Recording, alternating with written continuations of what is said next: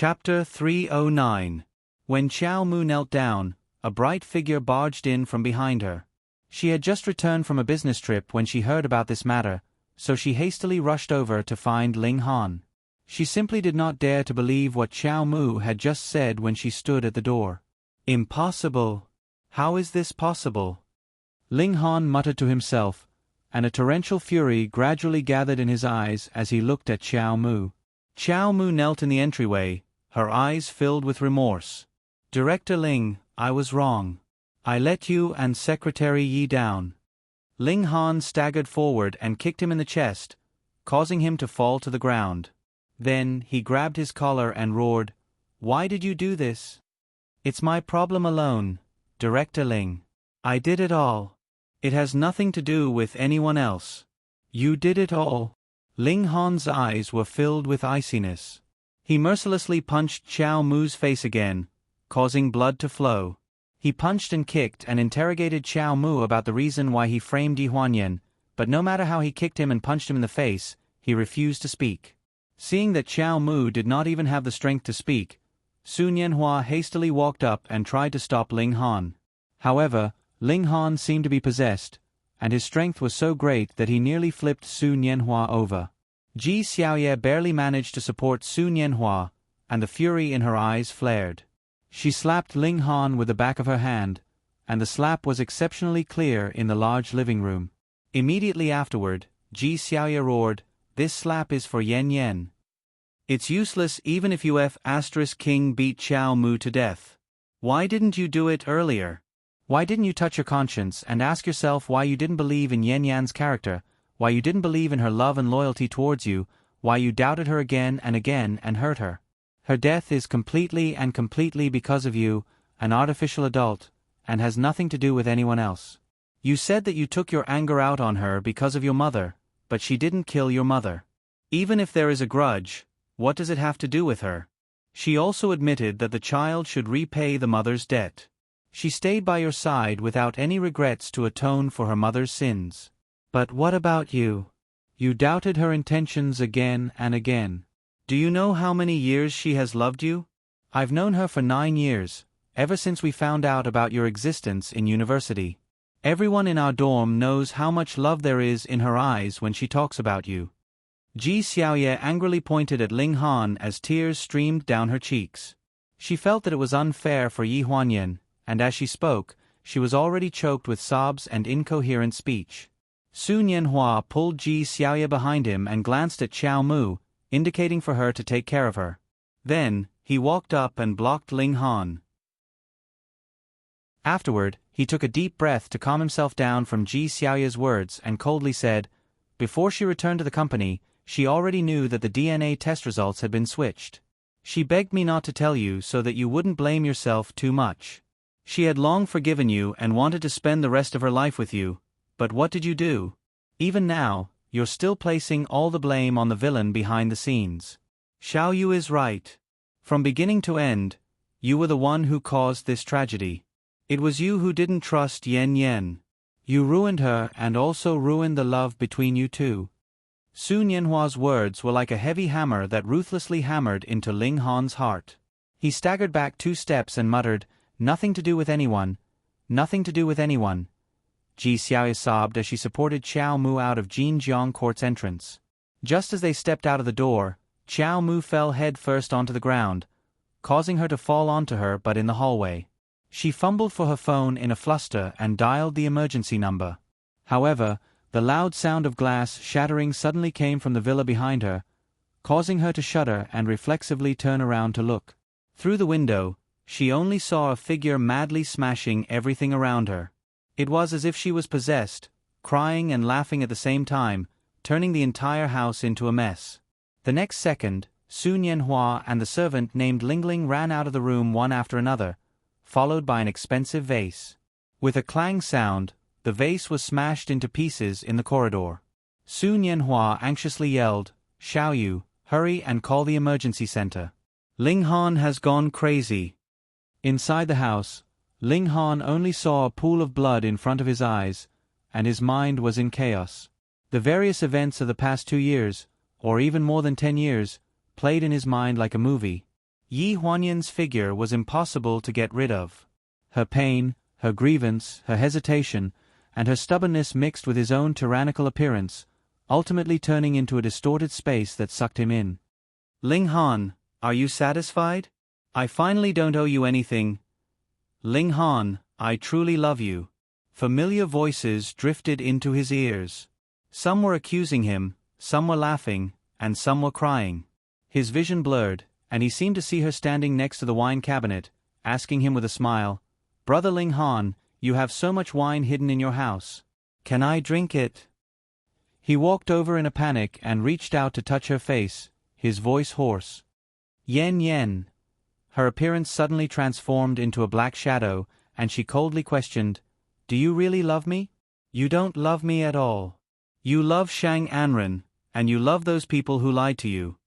His footsteps suddenly froze, and the black shadow gradually formed facial features, turning into Qiao Mu's appearance. She looked at him with a sneer. "President Ling, I brought the paternity test results. It says that the child isn't yours." Ah.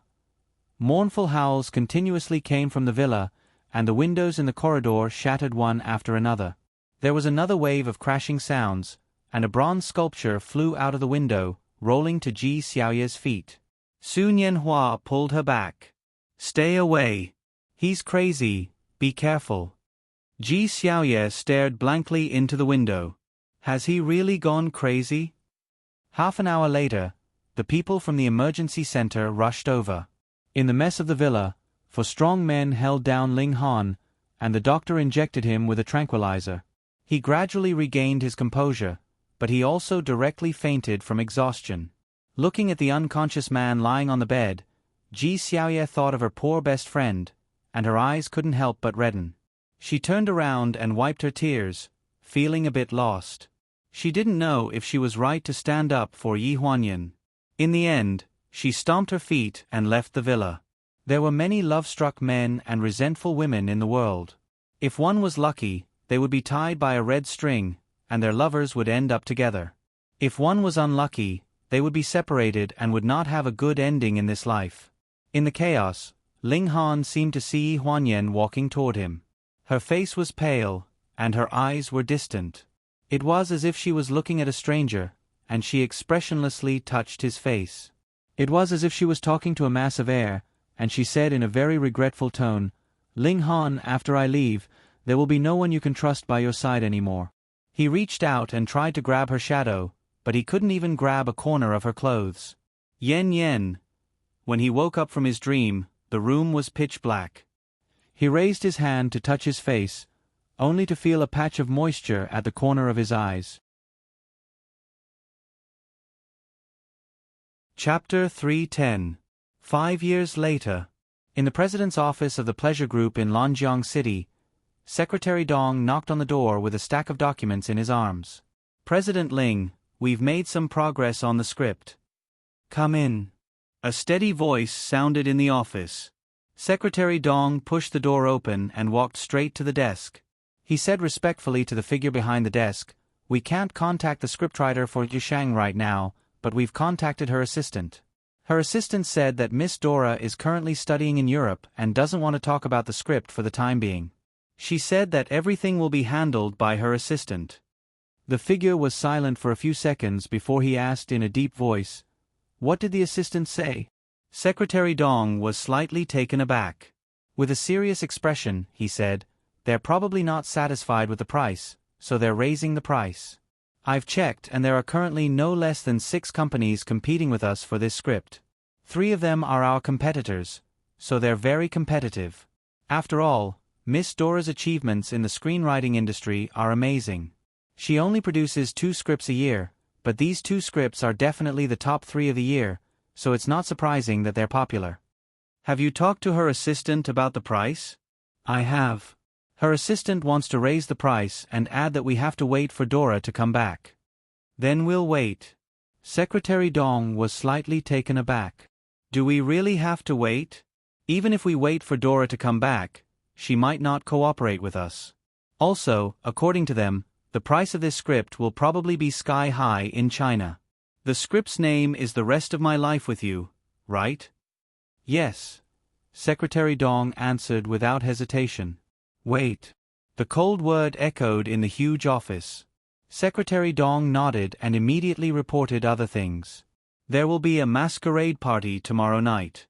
The presidents of the two companies that are competing with us for the role of Yu Sheng will be there.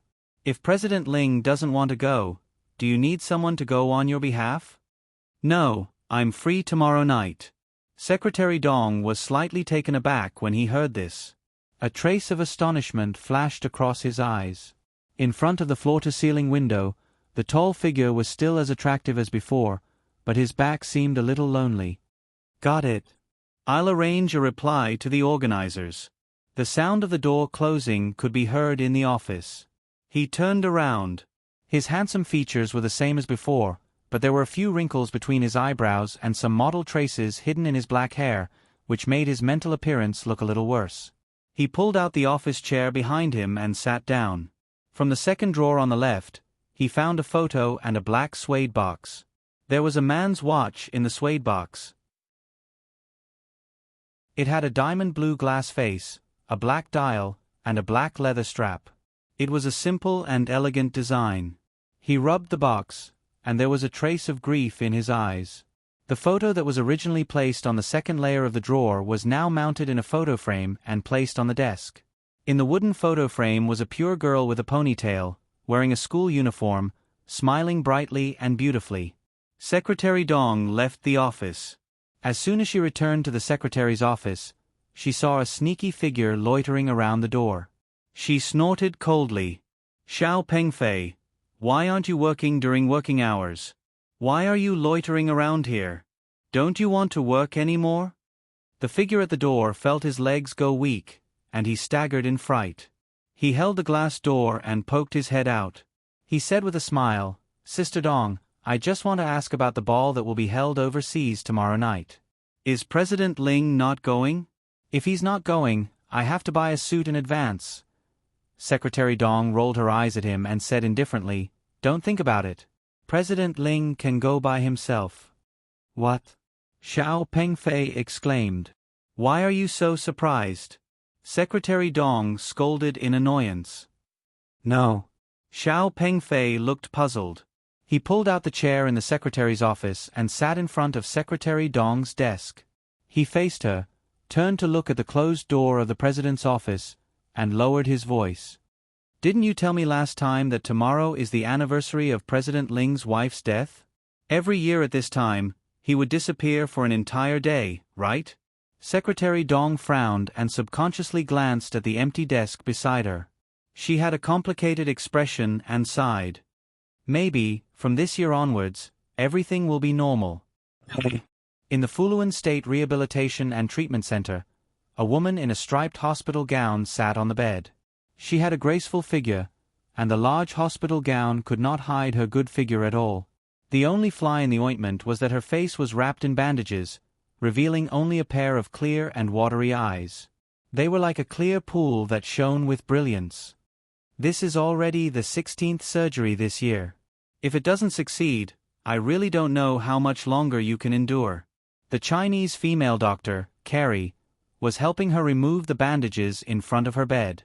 Her beautiful and delicate features had a rare look of nervousness on them. At this moment, she was wearing sterile gloves and removing the bandages on her face bit by bit. The bandages mixed with herbs were removed from her face bit by bit. Gradually, the jade-like skin under the bandages could be seen. Carrie's hands paused slightly, and she took a deep breath. Why are you more nervous than me? The female patient suddenly spoke. Her voice was thick and heavy, and it was a little hoarse. She sounded like a rock singer, but also like an addict who smoked all year round. However, this kind of hoarseness made one's throat itch. Those who heard her voice would feel as if something was tugging at their heartstrings. However, her tone was nonchalant, as if she was not worried about her appearance after the bandages were removed. Carrie laughed and said embarrassedly, How can I not be nervous? I haven't seen anyone who has undergone more than 180 skin grafts in 5 years. It's such a good medical case. If it succeeds, it will be a great contribution to the history of medicine. Are you really not nervous? It's your own face after all. Aren't you afraid of failure? It's 181 times. Including this time, it's 182 times. I failed too many times.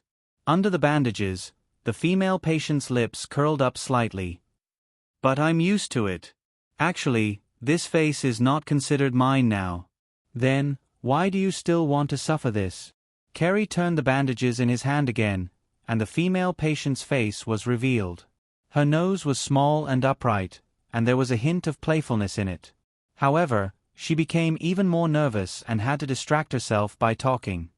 Originally, the burn repair 5 years ago was just a little ugly. If you don't mind, why do you have to undergo such a major surgery again and again? The female patient clasped her hands on her knees, and there was a hint of gentleness in her calm tone. Naneo is going to kindergarten soon. I'm afraid that other children will laugh at him.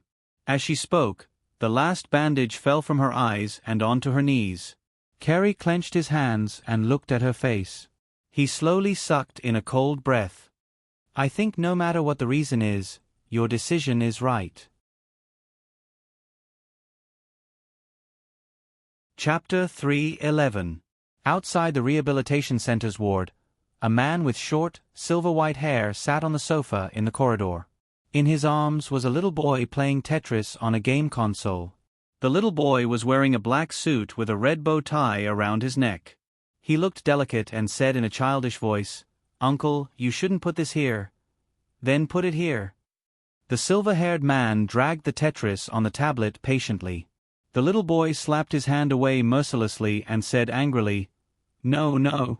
Uncle, why are you so stupid?" With a creak, Carrie opened the door.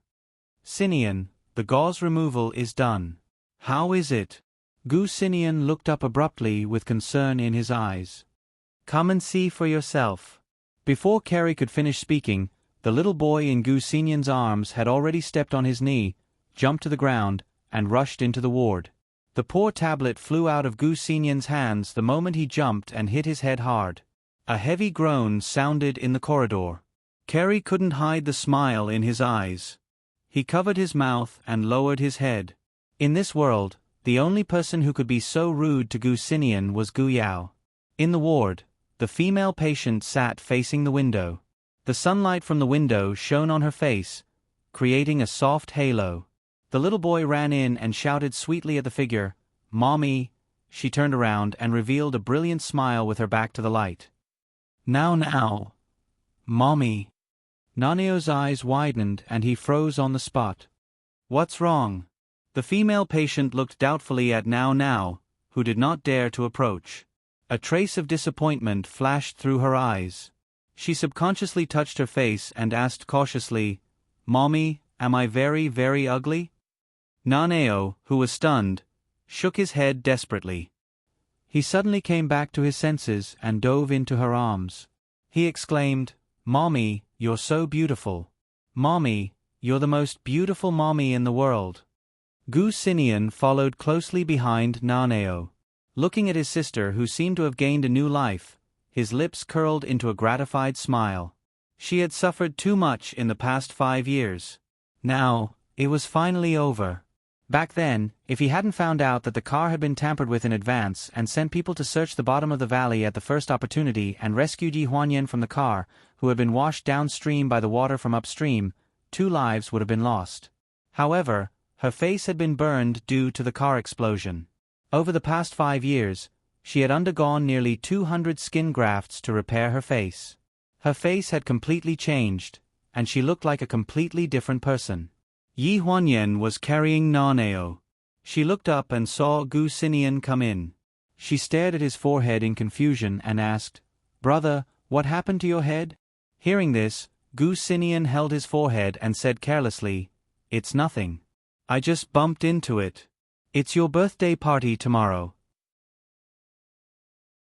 I've already chosen the clothes for you. Since the wound on your face is healed, do you want to change the theme of the masquerade party?" Yi Huanyan was slightly stunned. After thinking for a while, she smiled faintly. "No need. Let's talk about it next year." We don't have to go through so much trouble.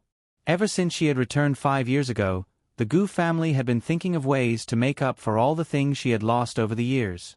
From the small things like food and clothing to the big things like her advanced studies and birthday parties every year, the whole family had worked together to take care of her no matter how big or small the matter was. Because of her disfigurement, she did not like to go out. During her first birthday party, her mother, Wan Yi, and father, Gu Hang, had planned a masquerade party. It was not only to introduce her identity as the second daughter of the Gu family to everyone, but also to protect her from revealing her true appearance. After that, her birthday party was held like this every year. All the relatives and friends of the Gu family knew that this second daughter didn't like to show her face. She was doted on by her parents, and the masquerade party every year was extremely luxurious. The venue for this year's birthday party was an uninhabited island in Florence State. By the way, Mom and Dad don't know about my successful surgery yet. Brother, don't tell them first. I want to give them a surprise. Yi Huanyan seemed to have thought of something, and a sly look appeared in her eyes. Gu Xinian raised his eyebrows. Okay, I'll help you keep it a secret. The pain of disfigurement wasn't only Yi Huanyan's pain, but also the pain of her biological parents all these years. It was the first time she saw her daughter with severe burns on her face. If it wasn't for her father comforting her that there was a way to fix it, her mother would have cried until she fainted. The Four Seasons Villa was one of the 10 famous villas in the world. It was also the only private villa among the 10. It was located on a small island in the southern part of the United States. The villa had the island as its boundary and contracted the entire island.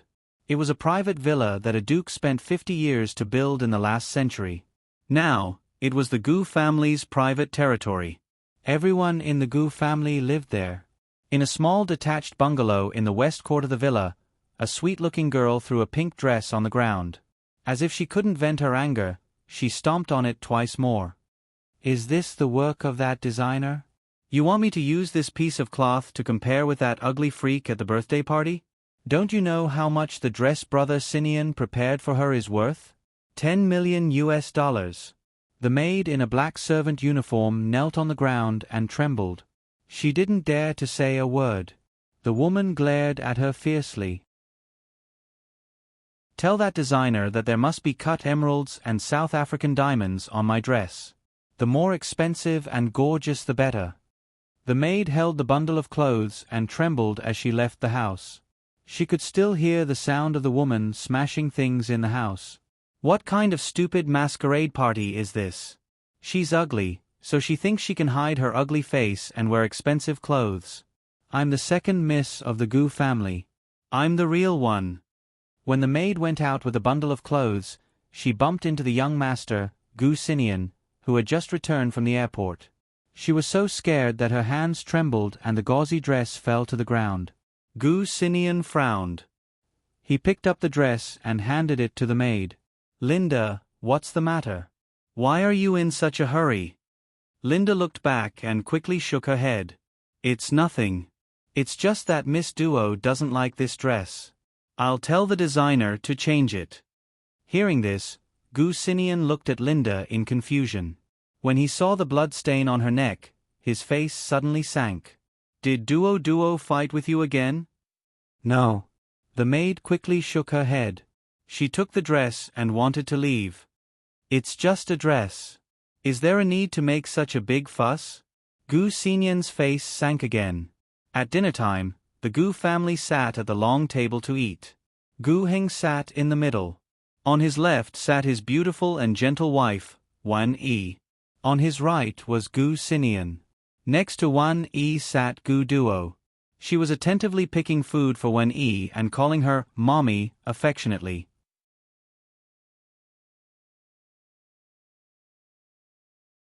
Chapter 312. I plan to ask Yen Yen to move back here after the birthday party. Gu Xinian's words rang out at the dining table. Gu Duo's face paled visibly. Wan Yi was the happiest. Hearing this, she immediately put down her chopsticks and said happily, "She's willing to give up the treatment at the rehabilitation center? She's willing to move back here?" Yes. Gu Xinian responded. He glanced at Gu Duo from the corner of his eye. Wan Yi was overjoyed. She held her husband's hand and said, "Old Gu then I have to quickly tidy up the East Court for Yen Yen." "All right, since Yen Yen is coming back, Naneo should be coming back too. We have to prepare a few more servants for the East Court. Why don't we send Fei Lina over first?" Gu Heng hadn't seen his wife so happy in a long time. He patted her hand and said, "Don't be so busy. Xin Yen must have a reason for suddenly mentioning this. He'll get it done." As he spoke, he looked up at Gu Xinian. His eyes were dignified, but there was no lack of affection. Gu Xinian put down his chopsticks and said, "Yen Yen and Naneo are back. It's too late to tidy up the East Court now. The West Court was originally Yen Yan's house. It's only right that it should be returned to its rightful owner. So when Yen Yen comes back, she can just move into the West Court." Wan Yi was slightly stunned when she heard this. She glanced at Gu Duo beside her and said hesitantly, "But Duo Duo is staying in the West Court." "She's staying in the guest room. It's not a problem." Gu Xinian's words made Gu Duo's face turn pale. For the past 34 years, ever since she had been adopted into the Gu family, she had been living in the guest room of the Gu family's West Court. She called out Gu Duo's name and lived like a shadow of Gu Duo. She didn't even have the right to enter the master bedroom that belonged to the original Gu Duo. After dinner, Wan Yi entered her son's bedroom with a glass of warm milk and sat down on the sofa. "Isn't it too hurtful to say those words in front of Duo Duo at dinner? After all, she grew up in the Gu family, so she can be considered half a daughter of the Gu family." Gu Xinian frowned and said seriously, "Mom, it's better to end the pain quickly than to prolong the pain. You should know what I'm talking about. If it weren't for the fact that she has accompanied you for more than 30 years, she would have left long ago." At the mention of Gu Duo, a trace of hostility flashed across Gu Xinian's eyes. Wan Yi knew the reason behind it. She sighed helplessly and patted her son's shoulder. "Mom knows you're a man of your own ideas.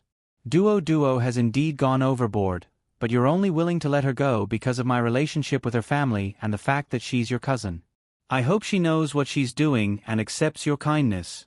"I don't need her to accept my kindness. I just want her to stop stirring up trouble and making the Gu family a mess." Wan Yi pursed her lips and asked hesitantly, "Nian Yen, are you still worried about Xiao Qi? When I went to the rehabilitation center to accompany Yen Yen, I heard from her that you met a girl in China that you liked. I thought you would bring her back for us to meet after you were done with the things here." Gu Xinian lowered his head. "No such thing. Mom, you should rest early." Wan Yi knew it was useless to say more. Her son had always been stubborn. She knew her own son best, so it was not good for her to persuade him. Late at night, Gu Xinian opened his wallet. The photo inside had turned yellow. After looking at it for a few seconds, he seemed to have thought of something painful. He closed his wallet again and threw it into the drawer. The next night, Florida was brightly lit. From the port to the Garden Hotel where the banquet was held, it was decorated with lights and streamers. There were waiters along the way. Ling Han arrived in Los Angeles in the morning. After a long day, he finally took a boat to Florida. Beside him was his overseas partner, Daniel. Why did they choose such a remote island to hold a party? When they got off the boat, Ling Han frowned. Daniel smiled. "The Media Association is good at taking advantage of loopholes. I heard that the second daughter of the Gu Financial Group's birthday party is also being held here. They got wind of it in advance and reserved the venue. Then, they gave half of the venue to the Gu family as a favor. They want to use this opportunity to build a relationship with the Gu family and open up the American market." Ling Han nodded slightly, but there was some contempt in his eyes. "I'm afraid the Gu family might not appreciate it. President Ling has had dealings with the Gu family before? 5 years ago. We met a few times, but we can't say that we've had dealings." A trace of loneliness appeared in Ling Han's eyes. After Yi Huanyan's accident, Gu Xinian also disappeared from the country. He had not been seen for 5 years. After they got off the boat, the waiters led Ling Han and Daniel to the car and drove in the direction of the hotel. Just as Daniel said, The Red Maple Hotel merged the open-air venues of the two banquets into one. After entering the hall, the left and right sides of the hall were the parties for both parties. This masquerade party suggestion was also made by the Gu family, right? Ling Han sneered and covered his face with the clown mask. Daniel chuckled. Isn't that so? It's just to make it easier to enter someone else's venue. But if you wear this thing, it won't be easy for them to find you. The banquets for both parties started almost at the same time. The venue for the Gu family's birthday party was twice as big as the venue for the Media Association's party next door. The guests who came and went were all reputable investors in the industry. Yi Huanyan changed her clothes in the dressing room and was choosing a mask when Gu Xinian knocked on the door and walked in. He was holding a large burgundy rectangular suede box in one hand and holding Naneo's hand in the other. Naneo saw Yi Huanyan and made a funny face at Yi Huanyan with a grin. Then, he dove into the sofa to play his new game. Brother, you're here. Yi Huanyan smiled. Gu Xinian nodded. I brought you something. Having said that, he opened the burgundy suede box on the dressing table. A whole set of hand-cut diamond jewelry sparkled under the light. There was a tassel necklace, a pair of earrings, a headdress, and a bracelet. Yi Huanyan was slightly stunned. Her eyes were full of astonishment. Flame's heart. Gu Xinian nodded approvingly. Yes, the Flame's heart. Mom asked me to bring it to you. It's your birthday present this year. Yi Huanyan gasped. It was said that the Flame's heart was inlaid with more than 1,000 diamonds. The red ruby in the middle was the one inlaid in the crown of the Eastern European royal family in the last century. Later, it wandered to Northern Europe and was inlaid in a diamond necklace by a famous Chinese designer. It was named the Flame's Heart.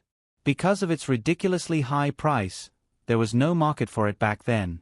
It was temporarily collected by the Nordic National Treasure Museum. Later, the designer retired and left Northern Europe with this set of Flame's Heart. Brother, this is fake, right? Yi Huanyan couldn't believe that she had seen the real thing in her life. Gu Xinian took off the Flame's Heart necklace and asked calmly, Do you think Mom would give you a fake necklace as a birthday present? But legend has it that the Chinese designer brought the Flame's Heart back to his hometown and buried it with him. Grandpa is not that boring. Gu Xinian rolled his eyes at her. Grandpa. Grandpa. Yi Huanyan's lips twitched. You mean the designer? It's our grandpa. Gu Xinian finished her sentence.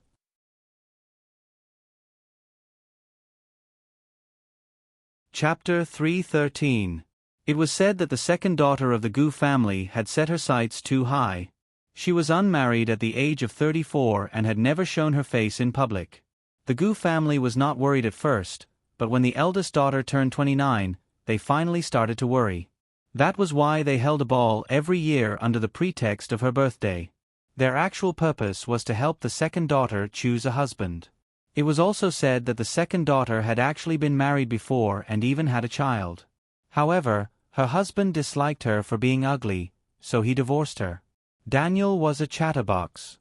After staying in the capital for 2 years, he spoke in Beijing dialect Mandarin. Relying on the fact that no one else could understand him, he kept nagging Ling Han non-stop.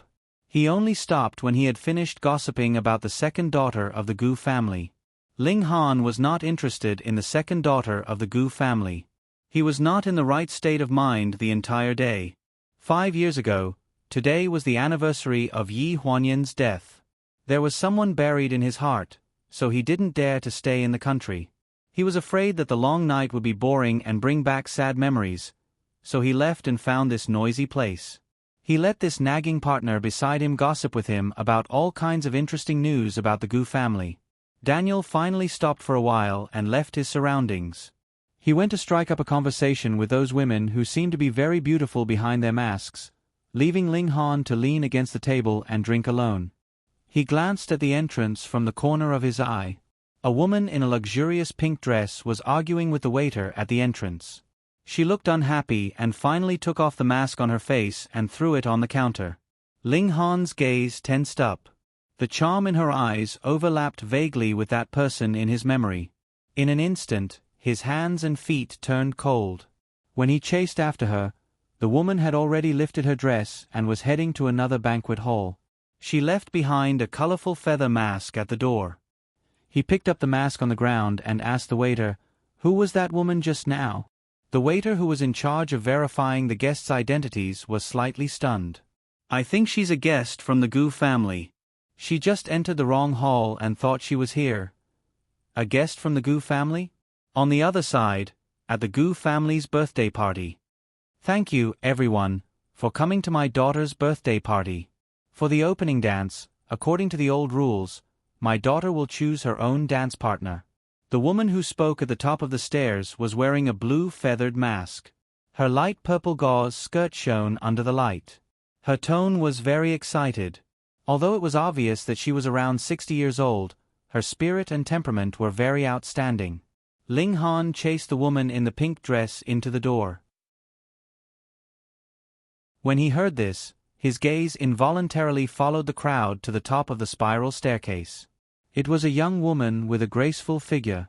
She was wearing a dark evening gown. As the gown swayed, specks of light flickered, as dazzling as the stars. A woman's envious voice came from beside her. "The gown that second Miss Gu is wearing this year is even more beautiful than the one last year. It's said that it's worth $10 million. There are more than 900 diamonds embedded in the gown. Heavens! Is that the heart of flames on second Miss's neck?" Exclamations rose and fell in succession throughout the entire venue. "No matter how expensive your clothes are, it doesn't matter if you're ugly," a voice that did not fit into Ling Han's ears muttered. He looked in the direction of the voice and only saw a pink gown. His eyes narrowed. He walked through the crowd and looked for the pink gown. On the stairs, Yi Huanyan was wearing a mask on her face. Holding Wan Yi's hand, she slowly walked down the stairs. Halfway down, she suddenly saw a woman in pink hurriedly holding her gown and running up the stairs. "Mommy!" The woman in the pink gown walked between the two of them and held Wan Yi's arm without any hesitation. She pushed Yi Huanyan aside. Everyone was stunned. Wan Yi smiled gently and generously. Holding Gu Duo's hand, she explained to the guests at the bottom of the stairs. "Excuse me, this is my sister's daughter. She grew up by my side and is like my own daughter." A trace of embarrassment flashed across Gu Duo's eyes. She did not expect that even her mother, whom she had called for more than 30 years, would draw a line between her and herself. This was all because of Gu Huanyan, who had appeared out of nowhere. "Yen Yen is about to start dancing. Don't disturb her. Go down first, do you hear me?" Wan Yi lowered her voice to remind Gu Duo. Gu Duo sneered in her heart, but maintained a smile on her face. She pretended to nod obediently, then lifted her gown and prepared to go down the stairs. When she walked past Yi Huanyan, she suddenly tripped. The moment she fell, she raised her hand and grabbed Yi Huanyan's mask. There was an uproar below the stage. It was said that the second miss of the Gu family was extremely ugly.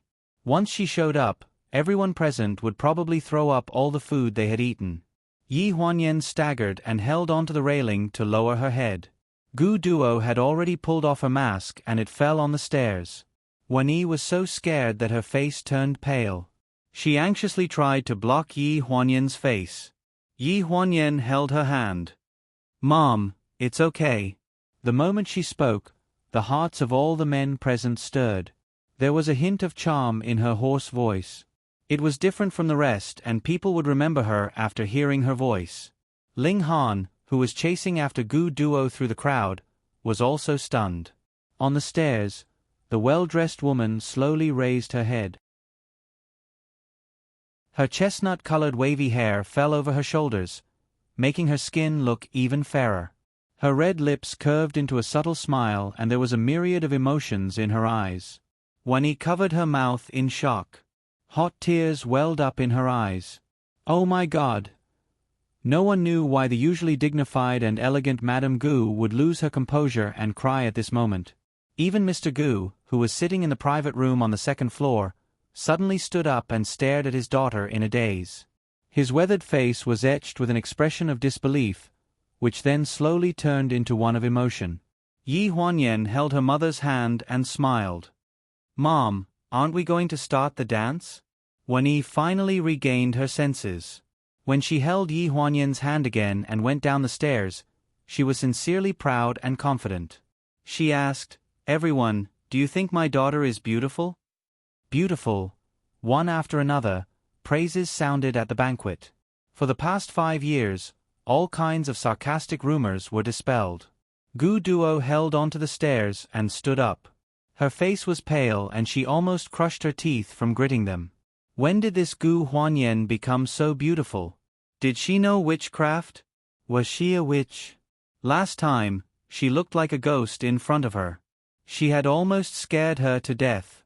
Yen Yen, choose one. Wan Yi put down her hand and patted Yi Huanyan's shoulder. She looked at all the young talents present. Yi Huanyan's eyes twinkled. Her eyes were full of charm and she was exceptionally beautiful. She swept her gaze across the crowd and pointed at a figure in a black suit in the crowd. She smiled at him. "Is that gentleman okay?" The crowd made way and looked enviously at the lucky man who was favored. That man was wearing a well-tailored black suit.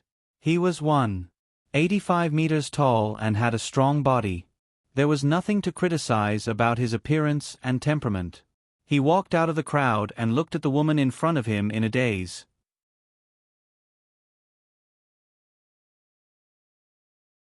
Chapter 3:14. From the moment the woman in pink deliberately fell down the stairs and pulled off second Miss Gu's mask, Ling Han was certain that this woman in pink was not Yi Huanyan, even though she looked 70% similar to Yi Huanyan. He was prepared to leave immediately, but the woman on the stairs, who had almost become a laughingstock, slowly raised her head.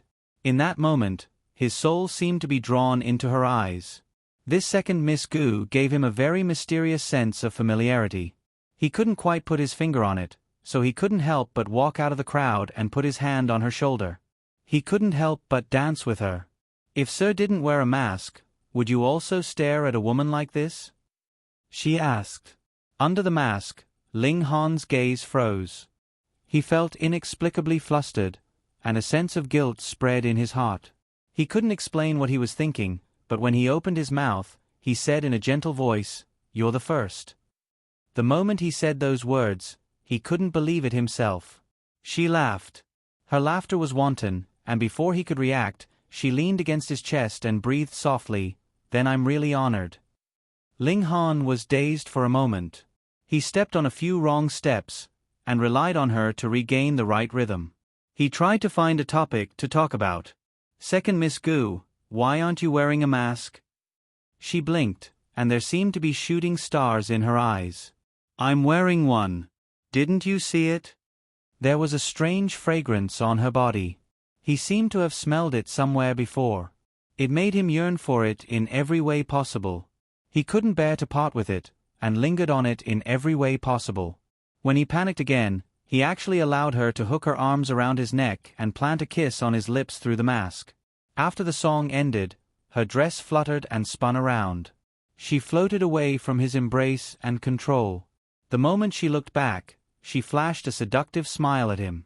Then, she lifted her dress and disappeared into the crowd. She left behind a lingering scent on his hand. This woman's ability to seduce men was top-notch. Or rather, her ability to seduce him was top-notch. His heart trembled. This was something that had never happened before. He thought that there would be more, but second Miss Gu didn't show her face until the end of the dance.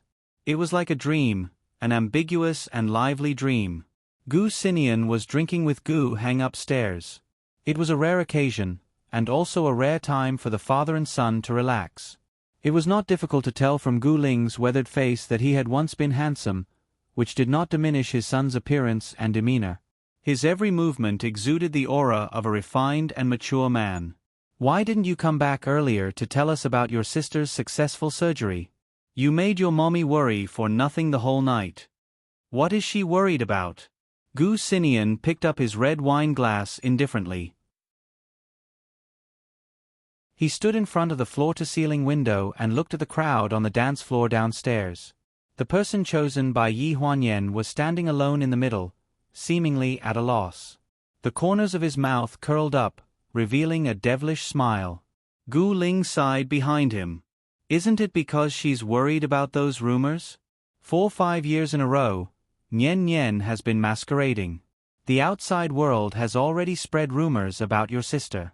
Previously, your mommy wanted to arrange for Yan Yan to meet the eldest young master of the Zhao family.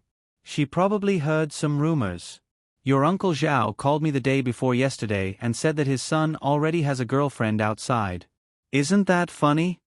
You and my mom don't have to worry. Gu Xinian raised his eyebrows and turned around. Zhao Bo isn't good enough for Yan Yan. Gu Ming snorted coldly and gently shook his red wine glass. He said proudly, "Of course, even if old Zhao says that his son has kept his chastity for more than 30 years, my daughter won't marry into his family. My daughter is worthy of the Eastern European royal family." Gu Xinian was a little speechless. That wasn't what he meant. However, it was rare for the old man to be so happy today. He drank a few more glasses of wine and started to talk nonsense. Wasn't it just a successful surgery? Did he have to be so happy? As they were talking, Yi Huanyan pushed open the door and walked in. As soon as she entered the door, she happily called out to Gu Ling, "Dad." Gu Ming leaned against the sofa, his face slightly drunk. "Yan Yan, I'll let you marry into the Eastern European royal family, okay?" Yi Huanyan's eyes flashed with a trace of surprise and she looked at Gu Xinian in surprise. "You drank too much." Gu Xinian waved his hand. "Where's Mommy? I think I'll have to ask her to come over and take Dad home early." Hearing this, Yi Huanyan smiled helplessly. She turned and squeezed out a hot towel from the bathroom and handed it to Gu Ling to wipe his face. Gu Ling just stared at Yi Huanyan and smiled very lovingly. "Dad, what are you so happy about?" Yi Huanyan took the towel and wiped his hands for him. Gu Ling patted her hand and turned his head to say in a muffled voice, "Yan Yan, I'm very happy that you can still live a good life." He awkwardly avoided Yi Huanyan's gaze, but his eyes met Gu Xinian's. Ever since Gu Xinian could remember, he had never seen Gu Ling so fragile in the past 40 years. In his eyes, his father was always dignified when he treated his subordinates in the company. He was always kind to the children at home and always gentle and doting to his mother. However, at this moment, his eyes were red and he clearly looked fragile. In the 20 years that he couldn't find Yi Huanyan, he never took the initiative to mention this daughter in front of his mother. It really made Gu Xinian think that he didn't actually care about her. In fact, a father's forbearance was as heavy as a mountain. All these years, he missed Yi Huanyan no less than his mother. Yi Huanyan held Gu Ling's hand and said helplessly, "Dad drank too much. Why is he acting like a child?" Wan Yi held Naneo's hand as they walked in from outside the private room. When Naneo saw Gu Ling, he bared his fangs and brandished his claws and jumped onto his knees. He hugged his neck and didn't let go, calling him Grandpa in a very affectionate manner. Yi Huanyan smacked his little butt. "How many times have I told you? Be gentle. Grandpa can't take you like this." She only smacked him lightly, but Wan Yi, who was next to her, was so frightened that she yelled and pulled her away. "Io, don't hit him. Your father is in good health." Yi Huanyan sighed. "Mom, you can't spoil him like this. Boys are too naughty." Wan Yi laughed and said, "How long do we have to live? Just let us be." "Mom, what are you saying?" Yi Huanyan was a little dissatisfied and glared at her. For the past 5 years, she had been living in the rehabilitation center here because she needed to undergo rehabilitation in peace. During the holidays, the Gu family would come here to accompany her. Her mother was the most diligent. She would come here every few days to bring a bunch of good things for her to nourish her body. She would also tell her interesting stories when she was just born and listen to her talk about growing up all these years. There was a strange connection between blood vessels.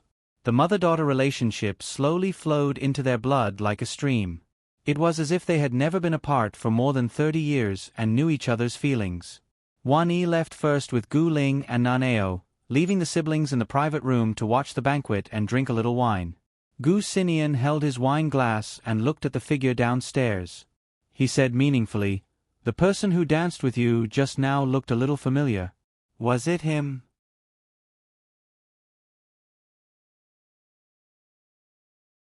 Chapter 315. Yi Huanyan was still holding the towel in her hand. It was getting cold. She was about to go to the bathroom when Gu Xinian spoke. She stopped in her tracks. Who are you talking about? You don't have to hide anything in front of your family. Gu Xinian raised his glass at the figure downstairs. The person nodded slightly and raised his glass. He took a sip, then put down the glass and left the ballroom. Yi Huanyan had a complicated expression on her face. You don't want to talk about Shao Qi. Are you avoiding us? There was no sound behind her. Yi Huanyan took a deep breath and walked into the bathroom with her head down. She placed the towel on the sink and stared blankly at the unfamiliar face in the mirror. Sometimes, we don't want to talk about someone because we are avoiding ourselves, not others. Even the people closest to us can't really understand all our feelings. Only we know. In the private room, Gu Xinian frowned and finished the wine in his glass. When Yi Huanyan came out, Gu Xinian had already left. There was a card under the red wine glass on the table. It was Gu Xinian's handwriting. He's having a drink with his partner at Since tonight. The hotel is the Old Castle Hotel next to Since. He'll be returning from Los Angeles tomorrow night. Our boat will be at the West Pier tomorrow morning at 9 a.m. Don't forget. Next to the card was Gu Xinian's car keys. He didn't say anything else and left the choice to her. Late at night, the two parties at Red Maple Hotel were coming to an end. The guests gradually left. Daniel's nose was slightly red from drinking. He put his arm around Ling Han's shoulder and hailed a car to go to the next venue. After getting into the car, Ling Han pushed his hand away rudely and frowned. How much did you drink? I met a pretty girl, so I drank a few more glasses. Daniel smiled and put his arm around his shoulder. What about you? You were so distracted after coming back from the Gu family's ball. Did you meet a pretty girl? Was dancing fun? I heard that the second daughter of the Gu family is a great beauty. Ling Han frowned. How did you know? Daniel had a cunning look on his face. Do you want to know? Then follow me to the bar. After leaving the Gu family's birthday banquet, Ling Han looked dispirited. He directly said that he would return to the hotel after the banquet and would not attend the next banquet. Daniel was very dissatisfied with this. Ling Han was not a person who liked to be threatened, so Daniel's move was not a good one. He glanced at him. I'm not interested. Daniel was flustered at first. A person who couldn't keep secrets couldn't be goaded, so in the end, he decided to come clean. The two people from Xenia Media and Gutong Film and Television also snuck into the birthday party. Other than them, there were many people who went to join in the fun. They all know you, so how could they not know that you danced with the legendary second miss? They're probably gnashing their teeth in hatred right now. Why? Ling Han frowned. Daniel chuckled. Last year's birthday banquet for the second miss of the Gu family, President Yi of Xenia Media brought his son. His purpose was very clear, which was to think of a way to win over the second miss in one fell swoop. In the end, that little young Master Yi heard from somewhere that the second miss was ugly and fled at the last minute. In the end, that banquet was for nothing. At this point, he continued to ask, I heard that there was an accident this year. The second miss's mask fell off and shocked everyone. Is that true? Looking at Daniel's rolling blue eyes and that expectant look, Ling Han suddenly felt a little irritated. He loosened his bow tie and said perfunctorily, Yeah. What a pity. Why didn't I join in the fun? Who knows, the second miss might have taken a fancy to me. I just want to find an Asian woman to be my wife. Hearing this, Ling Han frowned. For some reason, he thought of the kiss through the mask and said in a muffled voice, She's not the kind of Asian woman you think she is. I'm afraid that if you bring her home, she'll be a cuckold. This second miss of the Gu family was very licentious. She was so passionate and bold that she would casually offer a kiss to a man. No wonder she was still unmarried in her 30s. Who would dare to marry her? A cuckold? Daniel's Chinese was excellent, but he did not quite understand some of the metaphors in China. Why is my hair green? Does the second miss like green hair? Ling Han rolled his eyes at him. Aren't we going to the bar? How much longer will it take? Daniel immediately regained his composure. You agree to go to the bar? He nodded perfunctorily. He did not want to go at first, but for some reason, when he thought of that woman, that dance, the feeling of her waist, and the smell at the tip of his nose, there was suddenly a ball of fire in his chest that was burning fiercely. He needed a glass of wine to put out this ball of fire. Since Bar was a very famous themed bar in the state of Florida. Every night, there would be unexpected activities. Sometimes, there would be beautiful strippers on the stage, but they could only be seen from afar and not touched. Sometimes, there would be Western cowboys playing and singing in various corners, and from time to time, they would compete with you in terms of how much they could drink. Sometimes, there would be passionate shaking, and the whole bar would spend the whole night in a state of shaking mountains and mountains. Daniel liked unexpected surprises, so he looked forward to this bar. Ling Han, on the other hand, was a little irritated by the kiss just now. He wanted to find a noisy place to fill his mind and forget what kind of day it was. Today was the 5th anniversary of her death. But today, he met a beautiful woman who was celebrating her birthday, and even danced with her face close to his. The more he thought about it, the more irritated he felt. The bar was noisy. As soon as Daniel entered the bar, he was attracted by the rock music on the dance floor and a group of black buddies who could not tell the difference between them. Shouting, "Oh my God, it's the brass band!" in both Chinese and English, he rushed into the dance floor and danced wildly. Ling Han glanced at the group of crazy people and found that he was still uninterested. He simply left Daniel and found a seat at the bar, asked for a glass of whiskey, and sat down. A black sports car was parked in front of the bar. Slender legs stretched out of the car, and 12-centimeter high heels stepped on the ground. Chestnut brown wavy hair draped over one shoulder and was casually pushed behind the ear by a fair hand. The woman was wearing a simple black t-shirt that exposed a navel, and blue hot pants with tassels floating on the edges.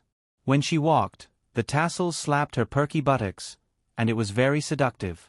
As soon as she got out of the car, the men around her whistled in unison.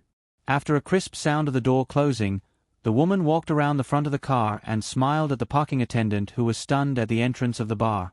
Her pure London accent was hoarse and charming, and every frown and smile made people's mind ripple. "Little brother, please help me park the car, thanks." The car key drew an arc in the air and was accurately thrown into the parking attendant's hand.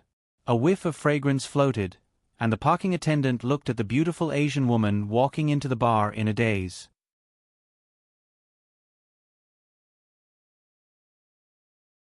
Chapter 3:16.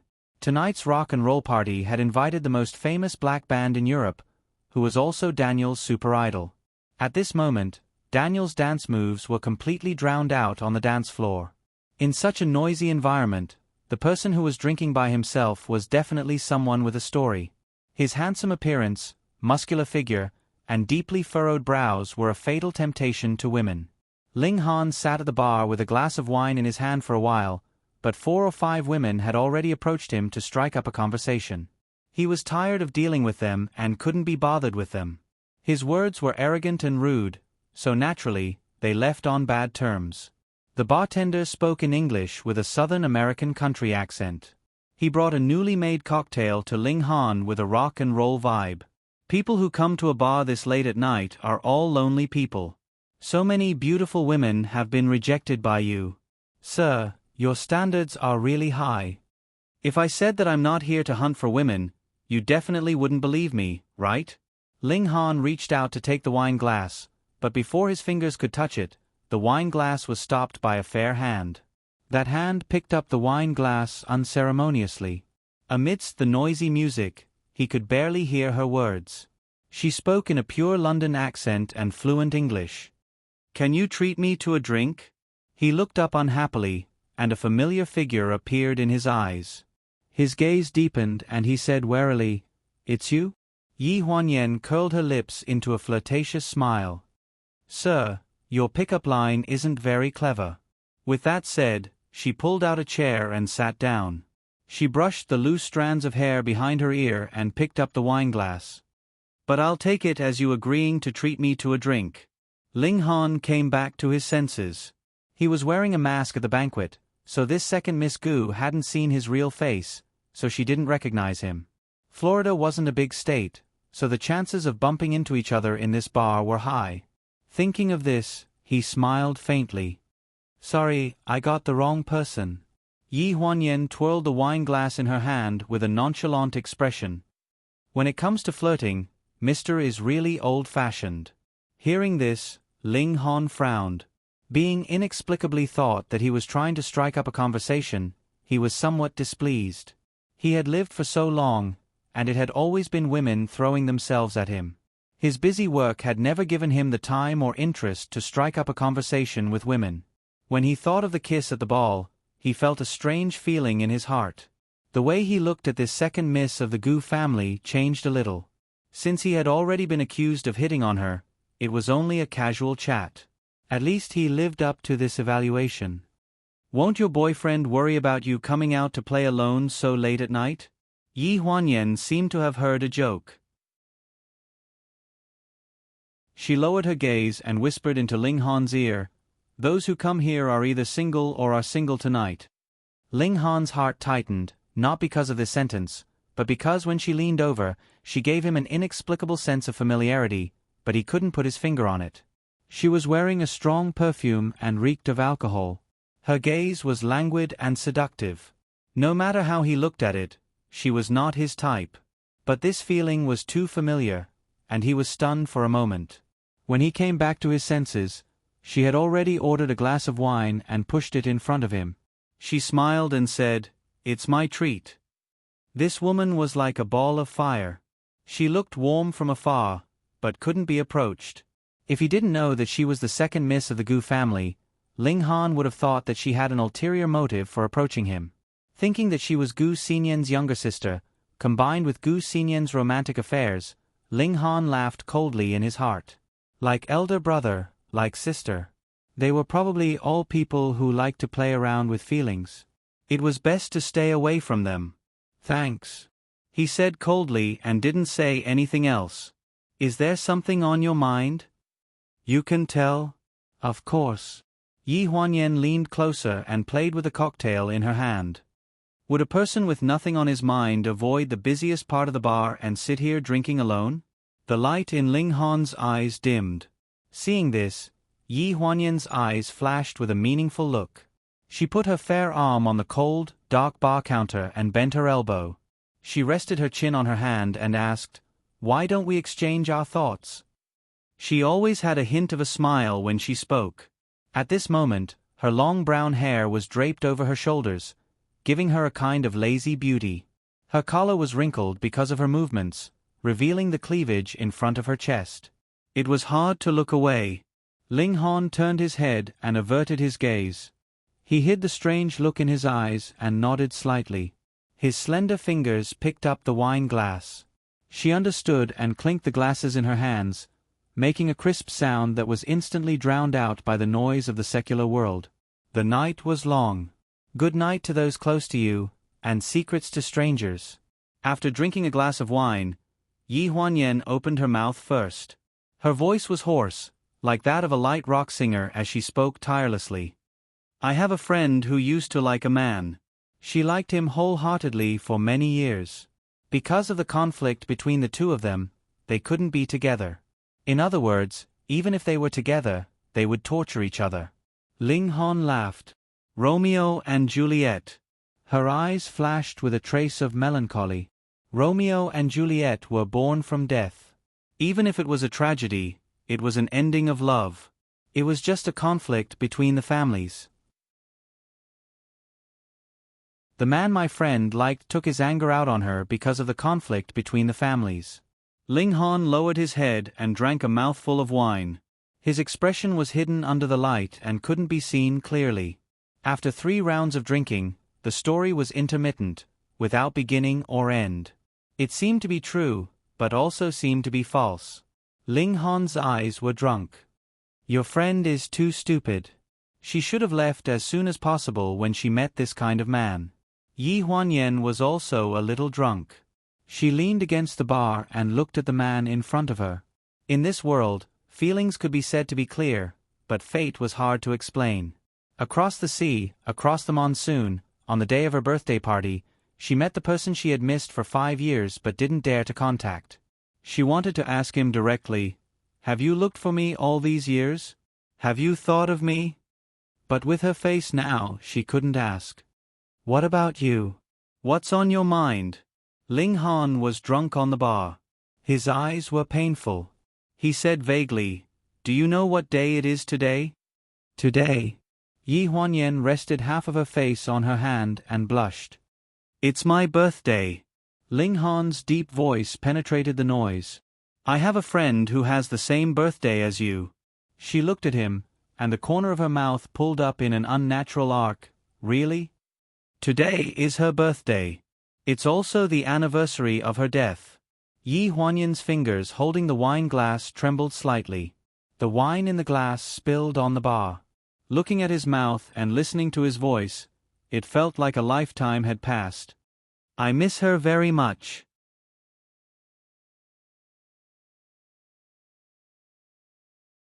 Chapter 317. Ling Han was drunk and muddle-headed. He had never been a good drinker. Even though he often drank at home for the past 5 years, he still couldn't hold his liquor well. He only drank until he was half drunk. Only then could he sober up and realize reality, but he could also see some illusions that didn't belong to reality. It was as if he was punishing himself. He didn't let himself forget the pain of reality, but he could see the person he wanted to see. In the hotel room, the strong smell of alcohol, the blurry figure, the graceful figure, and the coquettish moans converged into a charming picture that aroused all of his senses. Ling Han only felt that he had a long and wonderful dream, and in the dream, he regained warmth. "Yen Yen," he called her name. The woman under him responded softly, her hands leaving scratches on his back. A night of love. When he woke up, there seemed to be a lingering scent in the room, but there was no one beside him. The wrinkled bedsheets, the clothes scattered on the floor, and the lipstick marks on the white bedsheets told him that this was not a dream. Ling Han sat on the bed, and no matter how hard he tried, he could not remember how he had come back last night. He drank too much. A frantic knock on the door brought him back to reality. Daniel's howling could be heard through the door in the corridor. "If you don't get up now, we won't be able to catch the ferry, and the plane will be late too." At the Florida State Pier, on the second floor of a private luxury cruise ship, an exquisite breakfast was laid out. Yi Huanyan arrived on the ship early, had breakfast, and sunbathed on the deck. At 9 o'clock, the Gu family boarded the ship on time. Gu Sinian was riding on the shoulders of the fearless young master Naneo. When he saw Yi Huanyan, he climbed down from Gu Sinian's body on all fours and was about to run to the deck when Gu Sinian stopped him. "Be careful." Yi Huanyan seemed to be in a good mood, and there was a smile on her face. "Did you see each other last night? Did you clear up the misunderstanding?" Gu Sinian asked. Yi Huanyan lowered her head and smiled. "Nothing much." Naneo, who was in her arms, blinked his large eyes and chuckled. "Mommy is shy." Yi Huanyan was slightly stunned. "Why do you say that? What did Uncle say to you?" "Uncle said that Mommy went to see Daddy last night." Naneo smiled mischievously as if he knew everything. Yi Huanyan was a little speechless. She looked at Gu Sinian. "Brother, why do you tell him everything?" Gu Sinian spread his hands. "If I didn't tell him, he would have asked the butler to take him to the bar to look for you. I'm afraid you wouldn't have been so successful then." "Mommy, am I going to see Daddy soon?" Naneo tugged at Yi Huanyan's sleeve. Yi Huanyan looked at Gu Sinian hesitantly. "Don't look at me. It's your own business if you want to confess your identity to him. It's also your own business when you want to bring Naneo to see him." "I don't want to see Daddy." Naneo suddenly interrupted. The Gu family's education had always been fair and just since young. They never hid anything from the children. Even though Naneo was only 5 years old, he was already much more knowledgeable than other children his age. "I've never seen Daddy, and he hasn't looked for us. Mommy has always been busy with the surgery, and it's been hard on her, but she hasn't seen Daddy. That's why I don't want to see him. Yi Huanyan patted Nanao's shoulder. You really don't want to see him? No, I've never had a daddy anyway. His duplicitous look was exactly the same as a certain someone. Yi Huanyan asked, when there's a parent-child activity in kindergarten, is it okay without Daddy accompanying you? I have an uncle. Uncle isn't Daddy. Hearing this, Nanao pursed his lips and thought seriously for a while. Then I'll call Uncle Daddy from now on. In 5 years, this was probably the first time Nanao heard Gu Xinian mention his daddy. It was inevitable that he found it difficult to accept that this person still existed. However, he hadn't appeared in 5 years, so it was normal for him to feel awkward now. Yi Huanyan didn't force him to accept it so quickly. Besides, her future with Ling Han was still a little uncertain. She couldn't be sure if she was starting a new relationship with him with her current face and identity, or if she was starting a new relationship with him. Gu Xinian leaned against the railing on the deck and looked at the people coming from the beach. There was a hint of mischief in his eyes. Nanao, there's a new transformer downstairs for you. It's as tall as a person. Do you want to see it? Yes. After saying that, Nanao broke free from Yi Huanyan's embrace and grabbed Gu Xinian's hand and rushed down to the second floor. Yi Huanyan felt the sea breeze and took a deep breath. She felt that the road ahead was still very long. On the first floor of the cruise ship, the Gu family's caretaker was negotiating with the stranded people on the shore. I'm sorry, sir. Our ship is a private cruise ship. We won't take anyone with us. We can pay however much it is. This isn't a matter of money. We really have to get ready to leave. The caretaker tried to explain to a blue-eyed foreigner. Behind him, the young master's voice sounded, Jack, let them come up. We'll give them a ride. When he heard this voice, Ling Han was slightly stunned. He looked up and saw Gu Xinian standing behind the railing at the cabin door, looking at him with interest. After boarding the ship, Daniel naturally ran to admire this beautiful private cruise ship of the Gu family and look for the famous second miss of the Gu family at the same time. However, Ling Han had no choice but to meet with Gu Xinian again. President Ling, it's been a long time. How could someone as punctual as you miss the ferry? Gu Xinian's tone had a hint of sarcasm. Even though Ling Han had a reason in his heart, it was difficult for him to say it out loud at this moment. He could only reveal an unnatural and polite smile. I had something to do, so I missed the ferry. I have to wait for another 2 hours for the next ferry, so I'll have to trouble you. He couldn't possibly say that he missed the ferry because he had sex with his younger sister last night and couldn't wake up in the morning, right? He didn't know if Gu Xinian's family was that open-minded, but he wasn't the kind of person who would casually discuss such things in public. Moreover, he did have doubts in his heart. Was the second miss of the Gu family on the ship? You haven't eaten breakfast yet, right? Let's eat together. Gu Xinian led Ling Han into the cabin. The cruise ship had 3 floors, and they entered the first floor directly into the dining room. In the dining room, there was a long Western-style table covered with a clean beige tablecloth. All sorts of exquisite snacks were placed on the table. An elderly man sat around the table. He looked weathered, but he still looked dignified. The woman beside him maintained her appearance well. Even though she was old, she still had an outstanding aura. When he saw him, the man glanced at Gu Xinian indifferently. This is Ling Han, the CEO of Lanjiang City's pleasure group. The man's eyes suddenly shone with a sharp light, and he inexplicably became a little more serious. Only then did he take a proper look at Ling Han, and thoughtfully repeated his words again. Ling Han. The woman beside him frowned the moment she heard the name.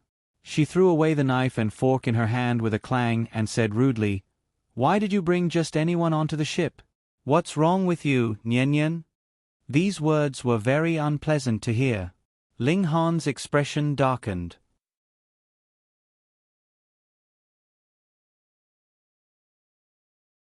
Chapter 318. Amidst the tense atmosphere, the man at the dining table said calmly, Wan-Yi, go check on Nanao. He's making a ruckus on the deck. Don't cause any trouble. The woman's expression darkened. She left the dining table unwillingly. Before she left, she glared fiercely at Ling Han and walked towards the deck with her head held high. After the woman left, the man had no intention of explaining anything. He only left a short sentence. "Mr. Ling, please help yourself." Ling Han frowned. This family's attitude towards people and matters was a little strange. "My parents have always been cold to outsiders. Please don't mind them." Before he could think further, Gu Sinian pointed at the dining table next to him. "I still have something to do. You can sit over there and eat." Ling Han nodded. "It's okay. I'm going out for a walk." The cruise ship had already set off and was sailing smoothly on the sea. Ling Han walked out of the cabin door and circled the cruise ship. The Gu family's children were making a ruckus on the deck. It was very noisy, so he decided to go up to the second floor. The second floor was spacious and there didn't seem to be anyone in the cabin. He walked along the corridor between the rooms to the second floor. Standing at the cabin door, he saw a familiar figure on the deck. Second Miss Gu, whom he had a drunken night with, was lying on the deck in a burgundy bikini with a black veil draped over her. She was bathing in the sun.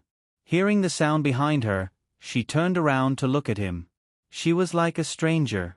He couldn't see her expression through her huge sunglasses. He only felt that she seemed to have nodded as a greeting before lying down on the deck again. Ling Han only felt that his heart, which had been in his throat, didn't know whether to go up or down. After hesitating for a while, he stepped out of the cabin door and walked to the deck. He sat down next to second Miss Gu. "Last night. You also think that the sun is pretty good today, right?" Yi Huanyan interrupted him. He hesitated for a few seconds and nodded slightly. "Yeah. I'm going to sleep for a while. Don't disturb me." After saying this, she fell silent. Ling Han lowered his head and looked at the woman beside him. The huge sunglasses almost covered 2/3 of her face, but it still couldn't stop her from being flirtatious. Thinking of the exciting yet familiar feeling from last night, Ling Han didn't know why, but he felt like he saw the shadow of another person in second Miss Gu. This thought flashed through his mind, and he laughed at himself. Impossible, they were clearly two completely different kinds of people. As the sea breeze blew past, the black veil fluttered in the wind and finally fell to the side of her body, revealing her graceful curves. This beautiful scene could easily make one's heart flutter. Ling Han watched in a daze. She suddenly got up and hooked her arms around his neck. She found his lips and passionately kissed him. His rationality made him want to push this crazy woman away, but his body couldn't help but hug her back, turning the originally light kiss into a deep and lingering kiss. On the deck, the sun was shining brightly and the sea breeze was gentle. The hasty kiss caused their breaths to become chaotic. A voice came from the cabin, and the two of them paused. "Who is it?" Yi Huanyan asked. "Daniel, my partner." Ling Han frowned, his mind in a mess.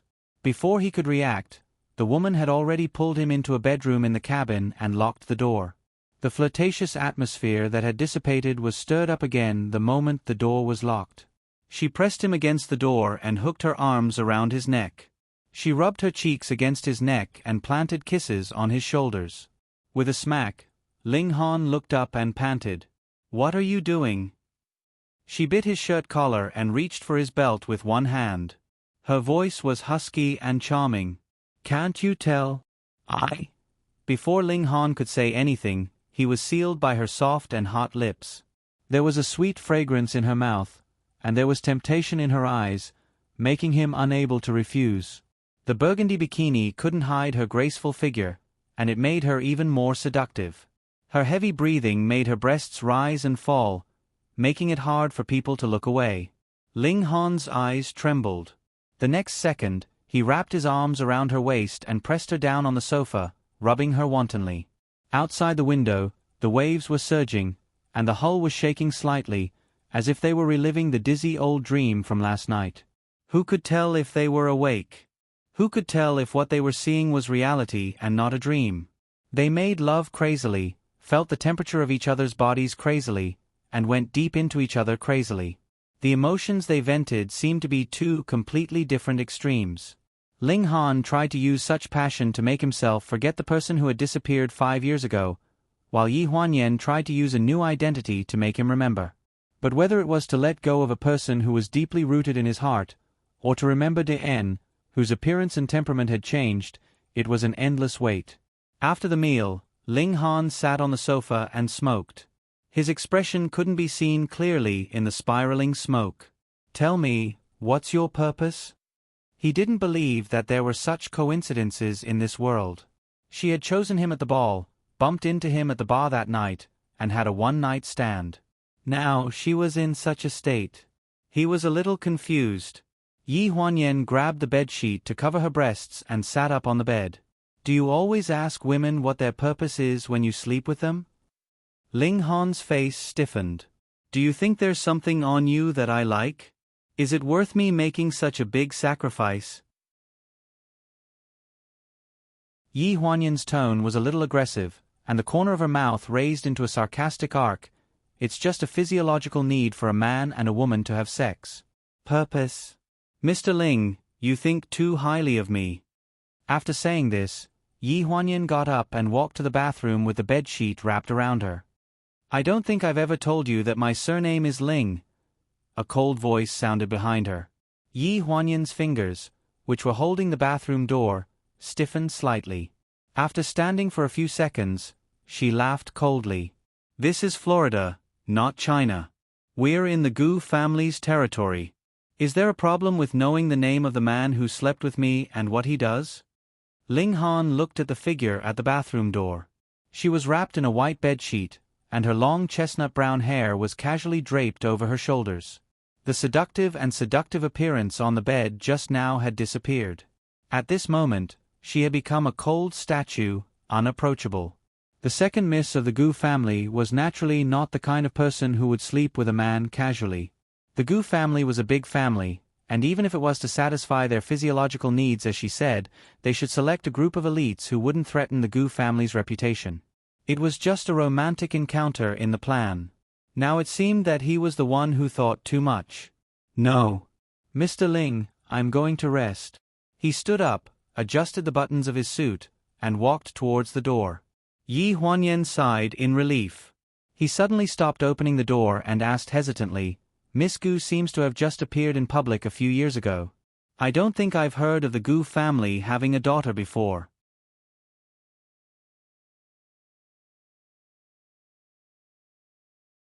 Chapter 319. The air froze for a few seconds before her calm voice rang out in the room. "Mr. Ling, what's your motive for asking about my family? You can't be here to propose marriage, right?" Ling Han furrowed his brows. After a while, he said in a deep voice, "I'm married." "What a coincidence." "So am I." Yi Huanyan's lips curled up. Her smile was exceptionally enchanting, as though she wasn't talking about morality at all. Or rather, she didn't care about morality at all. The atmosphere suddenly became a little strange. "Close the door when you leave. I want to take a shower." With that, Yi Huanyan took the lead and entered the bathroom. Bada, a sound came from the bathroom door, causing the whole bedroom to tremble a few times. Ling Han snapped back to his senses and turned around to leave. After that, the two of them didn't see each other alone until they reached the port. Before getting off the boat, Ling Han vaguely saw her figure among the crowd of Gu family members. It was as though he could smell her unique sweet scent through the crowd. When he got off the boat, he was distracted. If it weren't for Daniel's quick reflexes, he would have fallen into the sea. Yi Huanyan had already followed her parents and brother into the extended Bentley parked at the port. When she heard the sound in the distance, she couldn't help but turn around to look out the window. "What's wrong? Do you want to get off?" Gu Xinyan's voice came from beside her. Before Yi Huanyan could speak, Wan Yi's unhappy voice rang out in the car. "Get off what? Nian Nian, what's wrong with you today? Not only did you bring that Ling Han onto the boat, but you even urged Yen Yen to get off the car to look for him? Have you forgotten how Ling Han treated Yen Yen previously?" As she spoke, Wan Yi held Yi Huanyan's hand and said indignantly, "Yen Yen, you don't need this kind of person. With us around in the future, no one will dare to bully you. Who bullied Mommy? Nanao, who was sitting in the child's seat opposite her, looked up from the game console and blinked at his grandmother. Grandma, who did you say bullied Mommy? Who else could it be? It's you. Ahem. A cough interrupted Wen Yi's words. Yi Huanyan raised her head and looked at Nanao's side. Gu Ming was currently frowning, and there was obvious displeasure in the depths of his eyes. This displeasure was naturally directed at Ling Han, but he still spoke up in time to stop Wan Yi's complaints. Children shouldn't know too much about the grudges of adults. Wan Yi knew that she had misspoken. She took a deep breath and explained, "No one bullied Mommy. If anyone did, Grandma and Grandma would be the first to settle the score with him." Gu Xinyan's voice sounded in the car. "Drive, James." 5 years ago, when Gu Xinyan had just brought Yi Huanyan back, the Gu family had fallen into a haze. Wan Yi was such a gentle and kind person.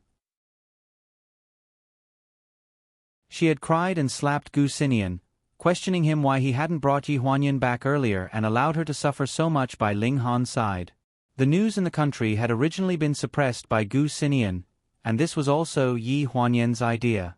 However, when she saw that her daughter was burned to the point of no return, not only Wen Yi, but even the usually calm Gu Heng was enraged. That year, Pleasure's stock had plummeted. Its subsidiaries had all closed down, and the entire company had almost been restructured.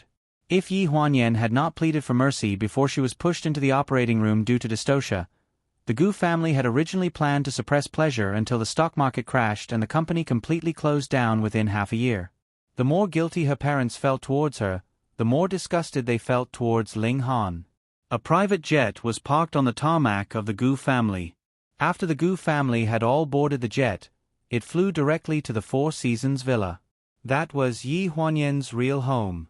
It was the first time in 5 years that she had set foot there. At the Los Angeles airport, the boarding announcement was broadcasted. The passengers in the cabin were gradually seated.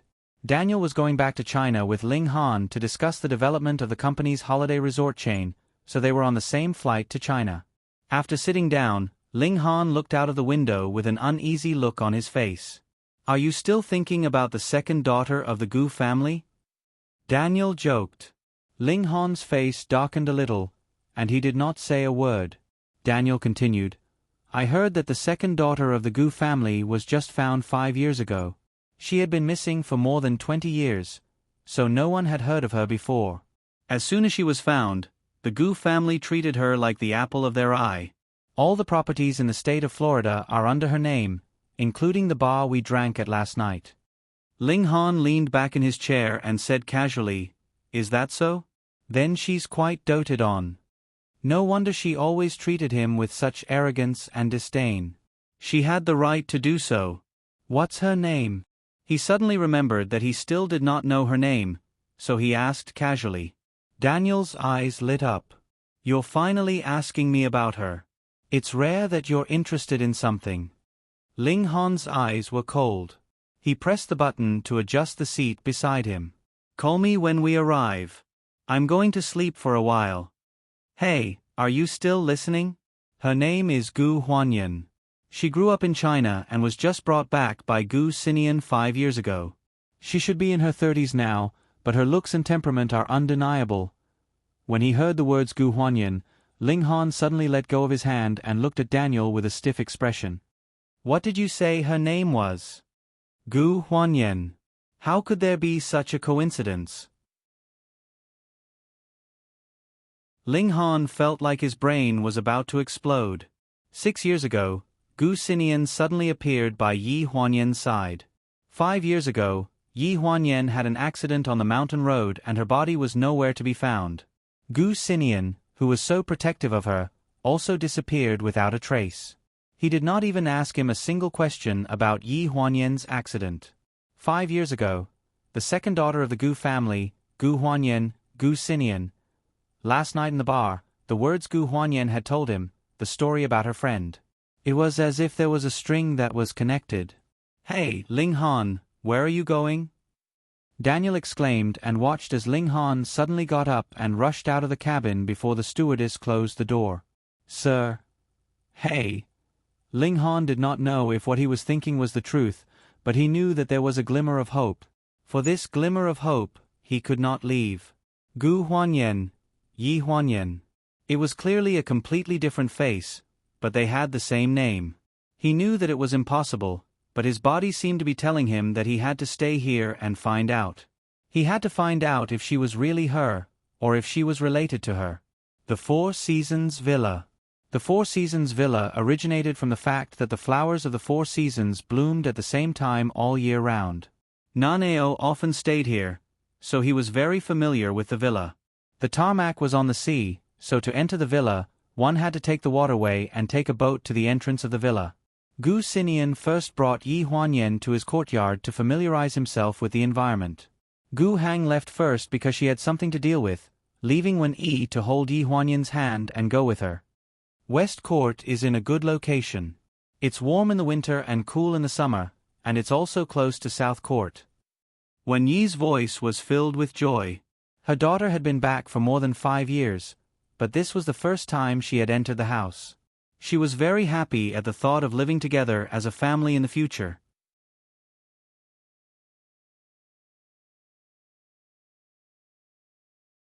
Chapter 320.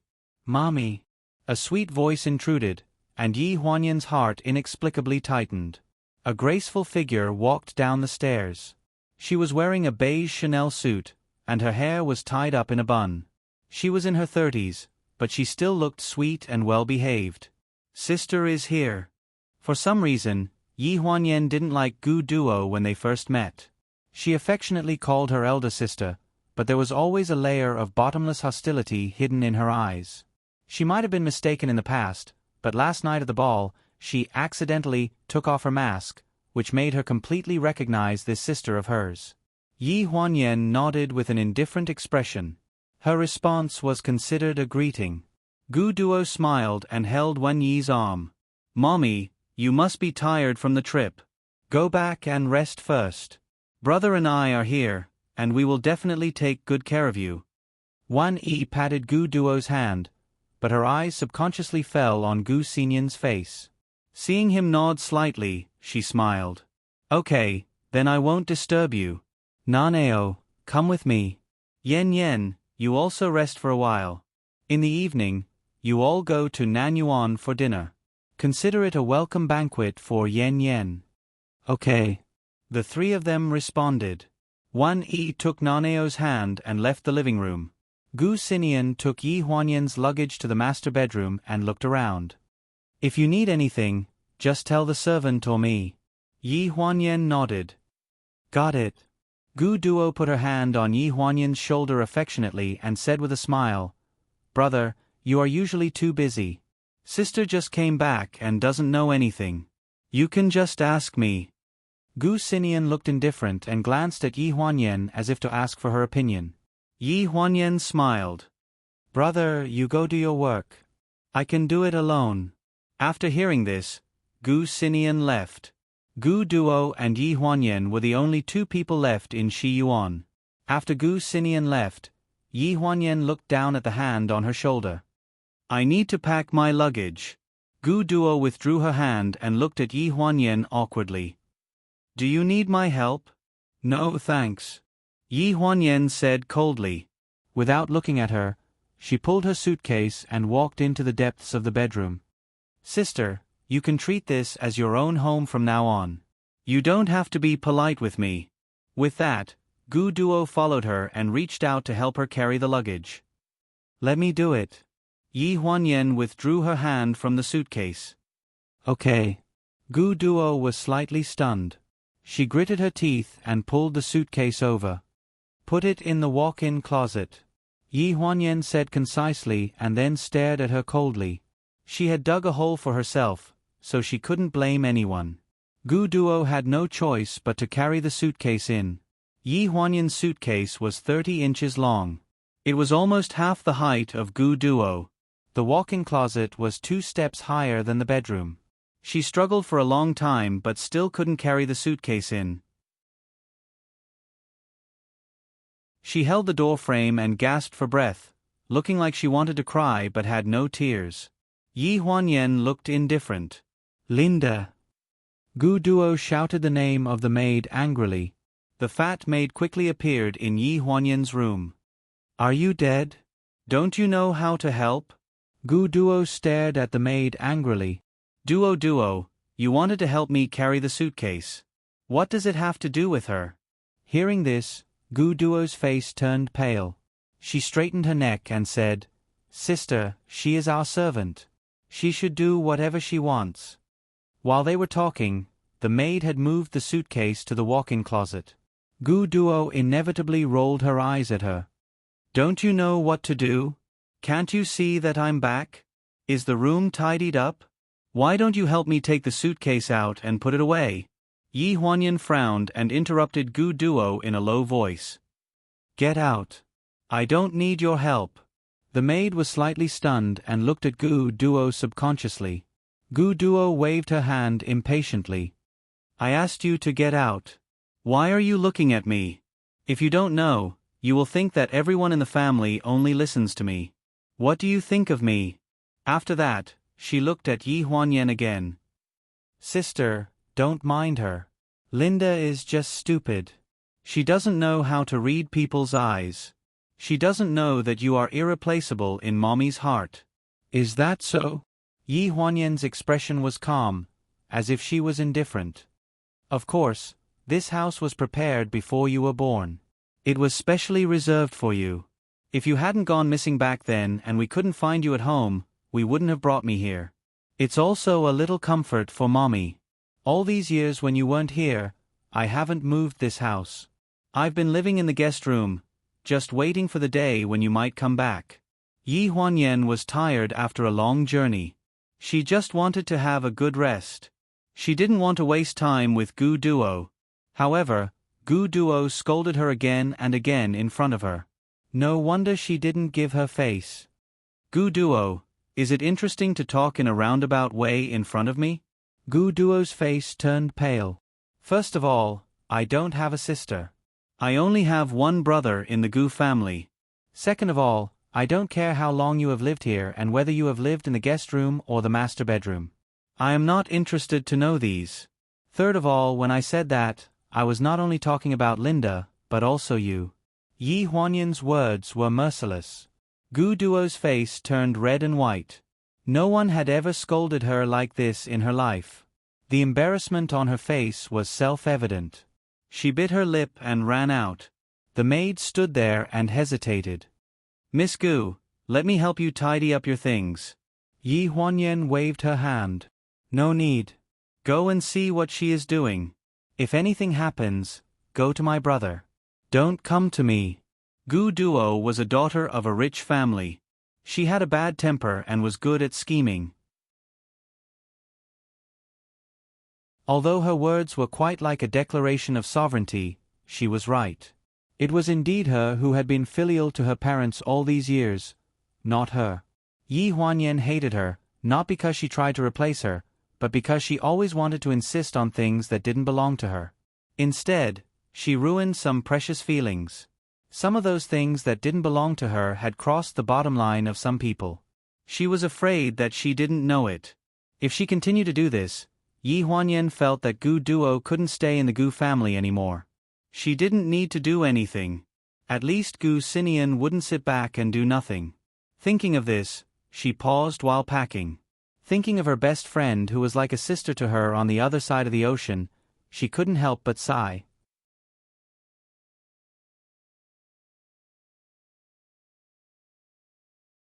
Chapter 321.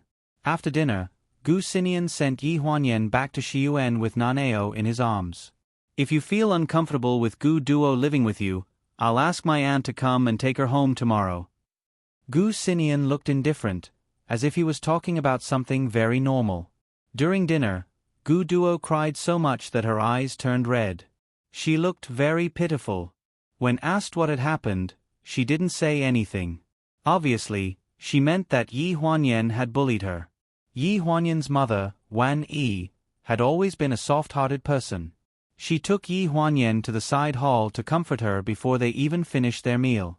As a result, the meal at the table was in a foul atmosphere, and the atmosphere was extremely strange. Hearing Gu Xinyan's words, Yi Huanyan felt more or less comforted. No, there is no conflict between us. You should be able to see that.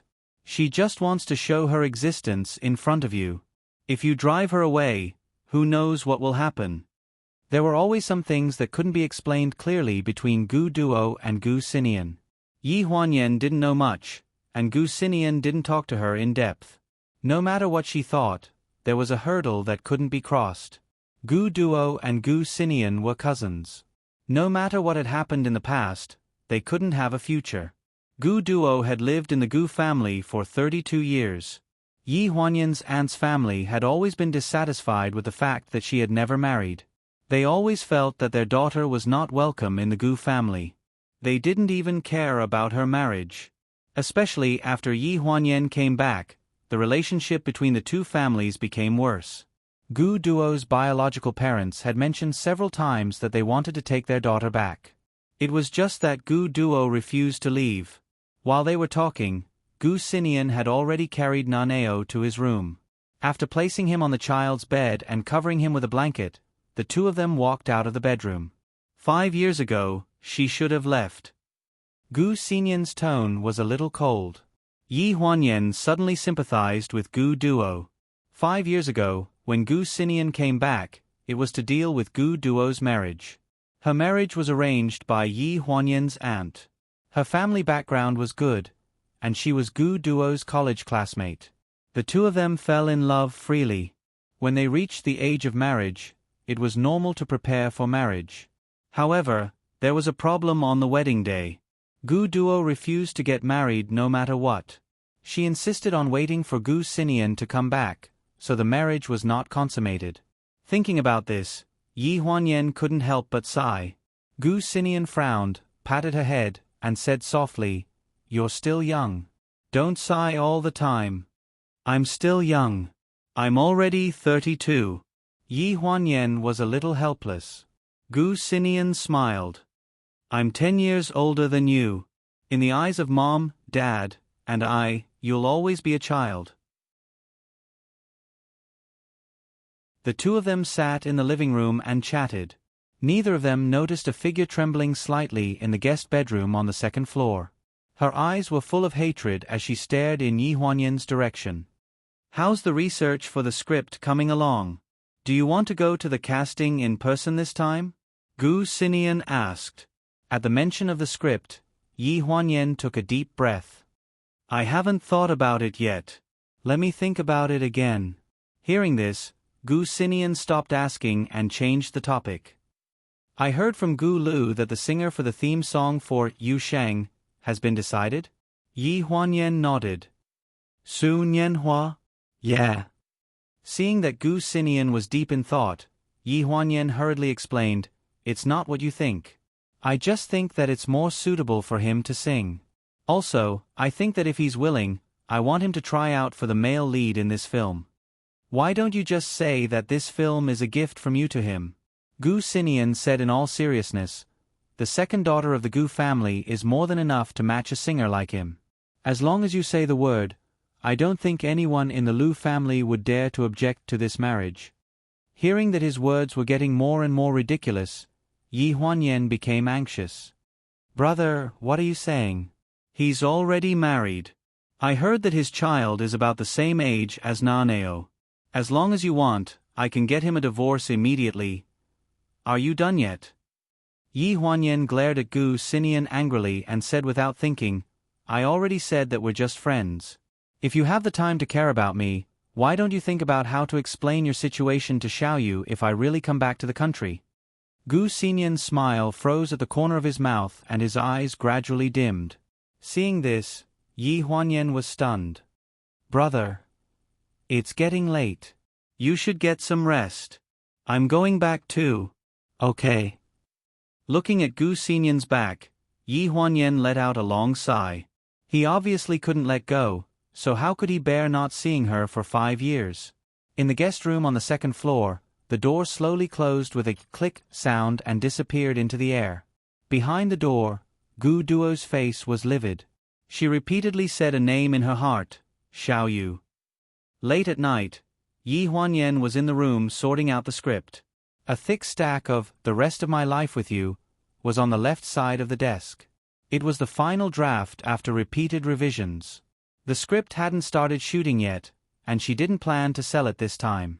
Just like Gu Xinian said, with her current face, she could openly return to the country and choose the person she liked to play the lead role.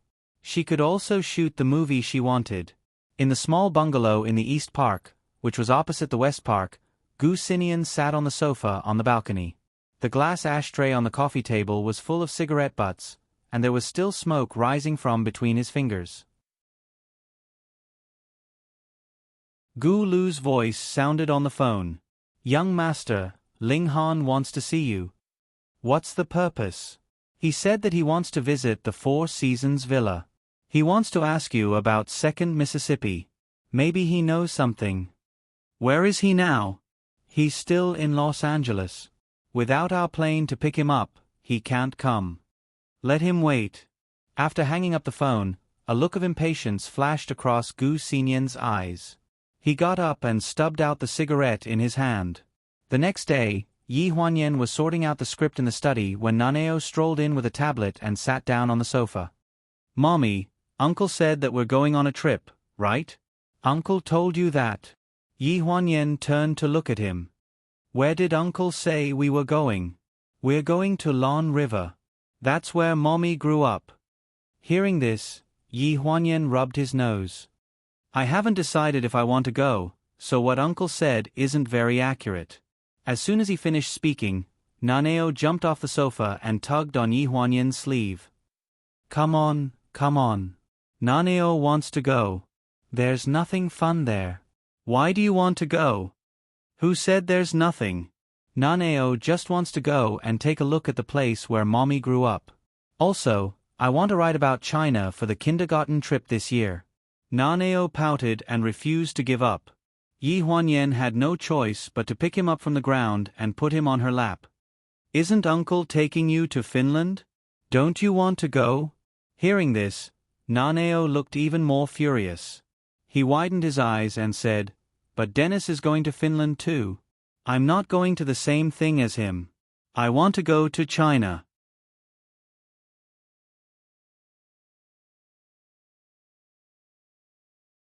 Chapter 322.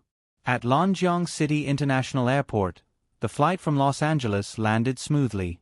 Amidst the gentle and sweet voice of the air stewardess, the adorable little boy nudged his mother beside him. "Mommy, the plane has landed. Wake up."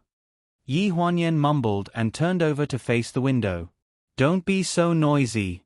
Naneo, go play with your uncle. Let Mommy sleep for a while more." Naneo held his forehead and sighed. "Mommy, if you don't wake up, I'm leaving. I won't care about you anymore." A certain someone was indifferent. If it weren't for the fact that this was a foreign country to Naneo, he really would have left her alone and gotten off the plane. Seeing that almost all the passengers had left, Naneo had no choice but to use his trump card. He put down his tablet and tiptoed over to Yi Huanyan. He pulled open the shade and then yanked off the blindfold on Yi Huanyan's face. He shouted, "Fire! Mommy is on fire!" A strong light shone on her eyes. Yi Huanyan instinctively raised her hand to block her eyes. Suddenly, she heard her son's scream. She was so scared that her heart skipped a beat. "Naneo, run." After saying this, she stood up from her seat. However, she saw that the air stewardesses and stewardesses were standing in a circle in the cabin corridor. They were covering their mouths and laughing secretly. The culprit was already carrying his little ladybug backpack and holding a tablet in his hand. He was looking at her sympathetically. That gaze made Yi Huanyan want to find a hole and hide in it. She laughed embarrassedly. Holding her son's hand, she was ready to escape from this place where she was being ridiculed. "Miss, your bag." The air stewardess's voice came from behind. After leaving the airport, Naneo sat on the luggage and was pushed by Yi Huanyan. As they walked, she scolded him, "What do you mean by caught fire? It's so embarrassing. Can't you save some face for your mommy? Naneo lay on the luggage and blinked his big eyes. Uncle said that if mommy didn't wake up when the plane landed, he would say that there was a fire and you would definitely wake up. This Gu Xinian. Yi Huanyan gritted her teeth as she looked at her son. What was the point of teaming up with her nephew to harm her sister? When they exited the airport, a tall man in a suit came to pick up Yi Huanyan. When he saw Yi Huanyan, he waved his hand and walked up to her. Second miss, is it? Yi Huanyan nodded. The man smiled brightly and stretched out his hand to Yi Huanyan. I'm Gu Qi, young master arranged for me to pick you and little master up. The silver Maybach sped along the airport highway. Gu Qi gave a brief introduction to Yi Huanyan's studio and the accommodation that Gu Xinian had arranged for her. Yi Huanyan's script studio had been officially registered in Lanjiang City 4 years ago and was operating legally.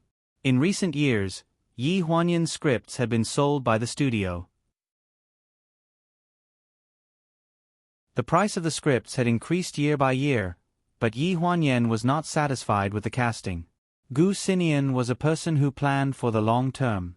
When Yi Huanyan finished writing her first script 4 years ago, he seemed to have predicted that one day, Yi Huanyan would personally participate in the post-production process of the entire script. Hence, he even sent a professional to take care of this small studio in Lanjiang City. Young master said that second miss is not used to being served by servants, so he arranged for you to live in the apartment above the studio. Second miss, if you find it inconvenient, please let me know. We can adjust. You don't have to call me second miss. Yi Huanyan smiled faintly. Just call me Gu Huanyan. Gu Qi nodded. Okay, President Gu? Seeing Yi Huanyan's strange expression, Gu Qi hesitated and changed his words. Editor Gu? Forget it, just call me whatever you want. Yi Huanyan felt a little helpless. The 3 siblings, Gu Qi, Gu Lu and Gu Min, were Gu Xinian's assistants. It was said that they had been working with him for more than 10 years. The 3 of them had extraordinary backgrounds. Yi Huanyan could not tell what was so special about them. She just felt that the 2 of them were very stupid. The studio was located in the business district of the eastern district of Lanjiang City, not far from the central business district. The 20-story office building was within the studio's scope. When they registered 4 years ago, they used the name Gu Xinian came up with. Haiyan Media was under the name of the Gu Corporation. It was easy to lean against a big tree and enjoy the shade. In just 4 years, they had become very skilled in business development. 4 years ago, after Yi Huanyan's script became a hit, Gu Xinian quickly established Haiyan Media. Under Yi Huanyan's name, he signed contracts with countless scriptwriters and writers. He developed the studio, which originally only occupied 1 floor of this office building, into the current Haiyan Media building. After getting out of the car, Yi Huanyan felt a little dizzy when she saw the 3 words Haiyan Media written in bold calligraphy on the floor. Before she came, Gu Xinian said that he would give her a surprise. She did not expect that this surprise would be so big. In her impression, Haiyan Media was just a small studio that occupied a small corner of the office building. This surprise was too big. Gu Qi respectfully invited her in. The office building was elegant, simple and bright. It was not as dazzling as other studios. When the receptionist saw Gu Qi, she quickly greeted him. Director Gu. Gu Qi's expression was serious. He introduced Yi Huanyan, who was beside him. This is Director Gu and her son. The receptionist stared at Yi Huanyan with wide eyes. She looked surprised. Director Gu is so young and so beautiful. It was always good to be praised. Yi Huanyan was a little embarrassed. She nodded at her and followed Gu Qi upstairs. Her office was very cozy. The colors were bright but not jumbled. After a quick glance, Naneo said that he was sleepy and wanted to take a nap. She hurriedly took him upstairs to rest. The apartment Gu Xinian arranged for her was on the 20th floor of Haiyan Media. After getting off the elevator, she would reach the entrance. She needed to go through another door. The entire 20th floor was connected into one. It was divided into 5 rooms, 2 living rooms, one kitchen and one bathroom. Each room had its own bathroom. The balconies of the master bedroom and the secondary bedroom were connected. There was a lawn outside with sofas and coffee tables. As soon as he entered the door, Nanao shouted, "Wow, long live uncle." Then he skipped to open each door to check. Yi Huanyan was afraid that he would fall. She frowned and shouted, "Is this how you look like when you're sleepy?" "Nanao, be careful." Gu Qi respectfully explained the daily problems. "Young master said that you don't like to have a nanny around, so the cleaning lady will come here to clean the house when you're working. Also, I contacted little master about going to the nursery. It's not winter break yet, so there aren't any children around little master's age. So I contacted a private bilingual kindergarten to let little master go there for a while. Is that okay?" Yi Huanyan nodded. "Just do as my brother says. You don't have to tell me." Gu Xinian had always been meticulous. She didn't need to worry too much. Also, in the afternoon, the CEOs of Listen Media and Pleasure Group will be coming in person. They want to meet with you to discuss the co-investment of Remaining Life.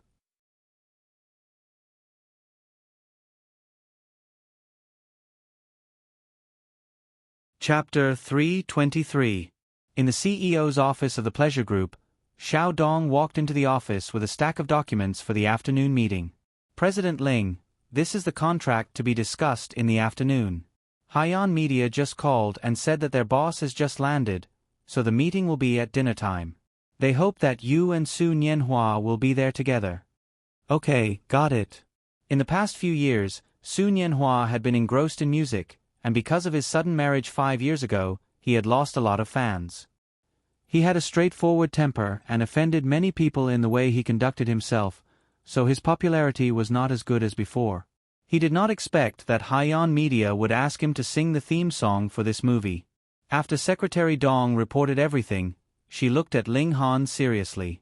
She felt that her boss seemed to be a little tired after coming back from Los Angeles.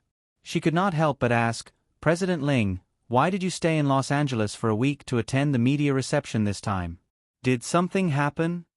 Thinking of what happened in Los Angeles, Ling Han frowned. "Nothing." With a click, Secretary Dong left. The door of the office was closed, leaving behind a quiet and lonely room. After waiting for a week in Los Angeles, he finally got a response from Gu Xinian. He did get his wish and went to the famous Four Seasons villa, but he did not see Gu Huanyan. Instead, he saw a room full of photos of her when she was young. She was not Yi Huanyan. It was originally a ridiculous idea that came to his mind because of the same name and the strange coincidence within 2 days. However, when he saw the wall full of photos in the master bedroom in the west court of the Four Seasons villa, this idea turned into ashes. 7:30 p.m. East Bridge Private Club. After Ling Han followed the waiter into the private room, he immediately saw the president of Listen Media, Wang Libo. He was in a suit, and when he heard someone coming in, he immediately stood up and put on a courteous look. Seeing that it was Ling Han, his face darkened a little. His eyes fell on Su Nianhua behind Ling Han. "President Ling, it's okay for you to come here, but you even brought a male artist from the company. Are you planning to use a handsome man to trick me?" Su Nianhua frowned, showing a somewhat unhappy expression, but he couldn't do anything because of Ling Han. Ling Han was indifferent. He glanced at Wang Libo coldly. "We also welcome President Wang to bring his company's artists here." Wang Libo sneered, "My company's artists aren't as good as Mr. Pleasure." Listen Media and Pleasure Media had always been at loggerheads. The most troublesome thing was that no matter what movie Pleasure was preparing, Listen would definitely produce a movie with the same theme, the same style, and even the actors in the cast looked 70% similar to Pleasure's movie. The cost of counterfeiting was so low that even if Pleasure won a few lawsuits, Listen would still have to pay for it. In fact, it was not a loss at all, but a profit. After the waiter pulled out the chairs, Ling Han and Su Nianhua sat down and ordered tea. Ling Han and Su Nianhua rarely saw each other these years. The original 5-year contract they signed was about to expire. The two tacitly agreed to go their separate ways. Suddenly, the singing of the movie's theme song pulled these two people who hadn't seen each other for 5 years together. Naturally, they didn't say anything to each other. From the beginning to the end, they just exchanged a few words of courtesy. The matter between Ling Han and Wang Libo was beyond Sun Yanhua's control, and he was too lazy to get involved. Not long after he sat down, he got up and said that he had to go to the bathroom, leaving this place. As soon as he left the room, he took out a cigarette from his pocket. Just as he was about to light it, his phone suddenly rang. When he saw the caller ID, his eyes were filled with gentleness. He pressed the answer button. "Xiao Ro, what's up?" A gentle female voice came from the other end of the phone. "Come back early tonight. I have something to tell you." Okay. Don't smoke. It's bad for your throat. Aren't you going to sing the movie's theme song? Get ready." Hearing this, Sun Yanhua glanced at the cigarette between his fingers and took a deep breath. "Got it. Is Jingjing obedient today?" "It's still the same. I'll let her tell you herself when you come back." "Are you bullying your classmates again?" Just as they were talking, Sun Yanhua changed his position. When he turned around, he suddenly bumped into a figure, causing the other party to cry out in surprise. A fragrant wind blew past. He hurriedly helped the person up and apologized. "Sorry, are you okay?" The woman looked up. Her eyes were like water, and her facial features were so exquisite that she didn't look like a mortal. When she looked at him, a trace of surprise flashed in her eyes. She immediately steadied herself and smiled. "I'm fine." Sun Yanhua was stunned. "Have we met before?" Although the trace of surprise disappeared in a flash, he clearly felt the surprise when the person in front of him saw him. Hearing this, Yi Huanyan's heart tightened, but her expression didn't change. "Who doesn't know Sun Yanhua? I used to listen to your songs." Sun Yanhua was stunned. His smile was a little unnatural, as if he was talking to himself. "It's a song from a few years ago. There's still someone who listens to it." Yi Huanyan hesitated for a few seconds. She squatted down to hide the melancholy in her eyes. She picked up the phone on the ground and handed it to him. "Your phone." "Thank you." When they brushed past each other, Sun Yanhua looked at the figure and suddenly felt an inexplicable sense of familiarity. However, he couldn't tell where he had seen this person before. She was very beautiful. She was definitely a beauty that was unforgettable. If he had seen her somewhere before, how could he not remember? A hurried inquiry came from the phone, pulling Sun Yanhua back to reality. "Honey, what's wrong?" "What happened?" "Nothing. I accidentally bumped into someone just now." "Are you okay?" "I'm fine." Sun Yanhua raised his wrist and glanced at it. "Xiaoro, I'll talk to you later. I have to go eat." An obedient and gentle voice came from the other end of the phone. Okay. 5 years ago, he met Zhang Ro in Shanghai. After dating for half a year, he didn't think much of it and got married naturally. After marriage, he had a well-behaved girl, Jingjing, who was 4.5 years old this year. It could be said that he had a happy family. However, he still felt hurt when he thought of someone. He felt that his current happiness couldn't be accepted with peace of mind. She should have been happy. In the private room, the waiter opened the door. Yi Huanyan was wearing a black Hepburn dress with a gray checkered shawl draped over her arms. She looked mature. Her chestnut brown hair was combed into a bun, revealing her white swan neck. Around her neck was an expensive diamond necklace. "I'm sorry to have kept you waiting." This familiar voice caused Ling Han's eyes to narrow abruptly. He turned sideways to look in the direction of the door. The person standing there was the second young miss of the Gu family whom he had had a romantic encounter with in the state of Florin. "It's you?" It was Wang Libo who spoke.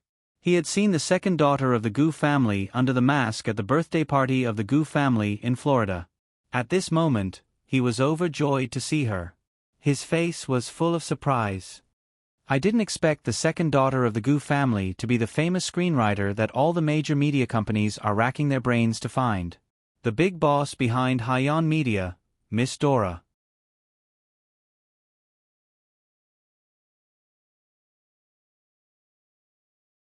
Chapter 324. Wang Libo walked up to Yi Huanyan, extended his hand and said politely, "Mr. Gu, I've heard a lot about you."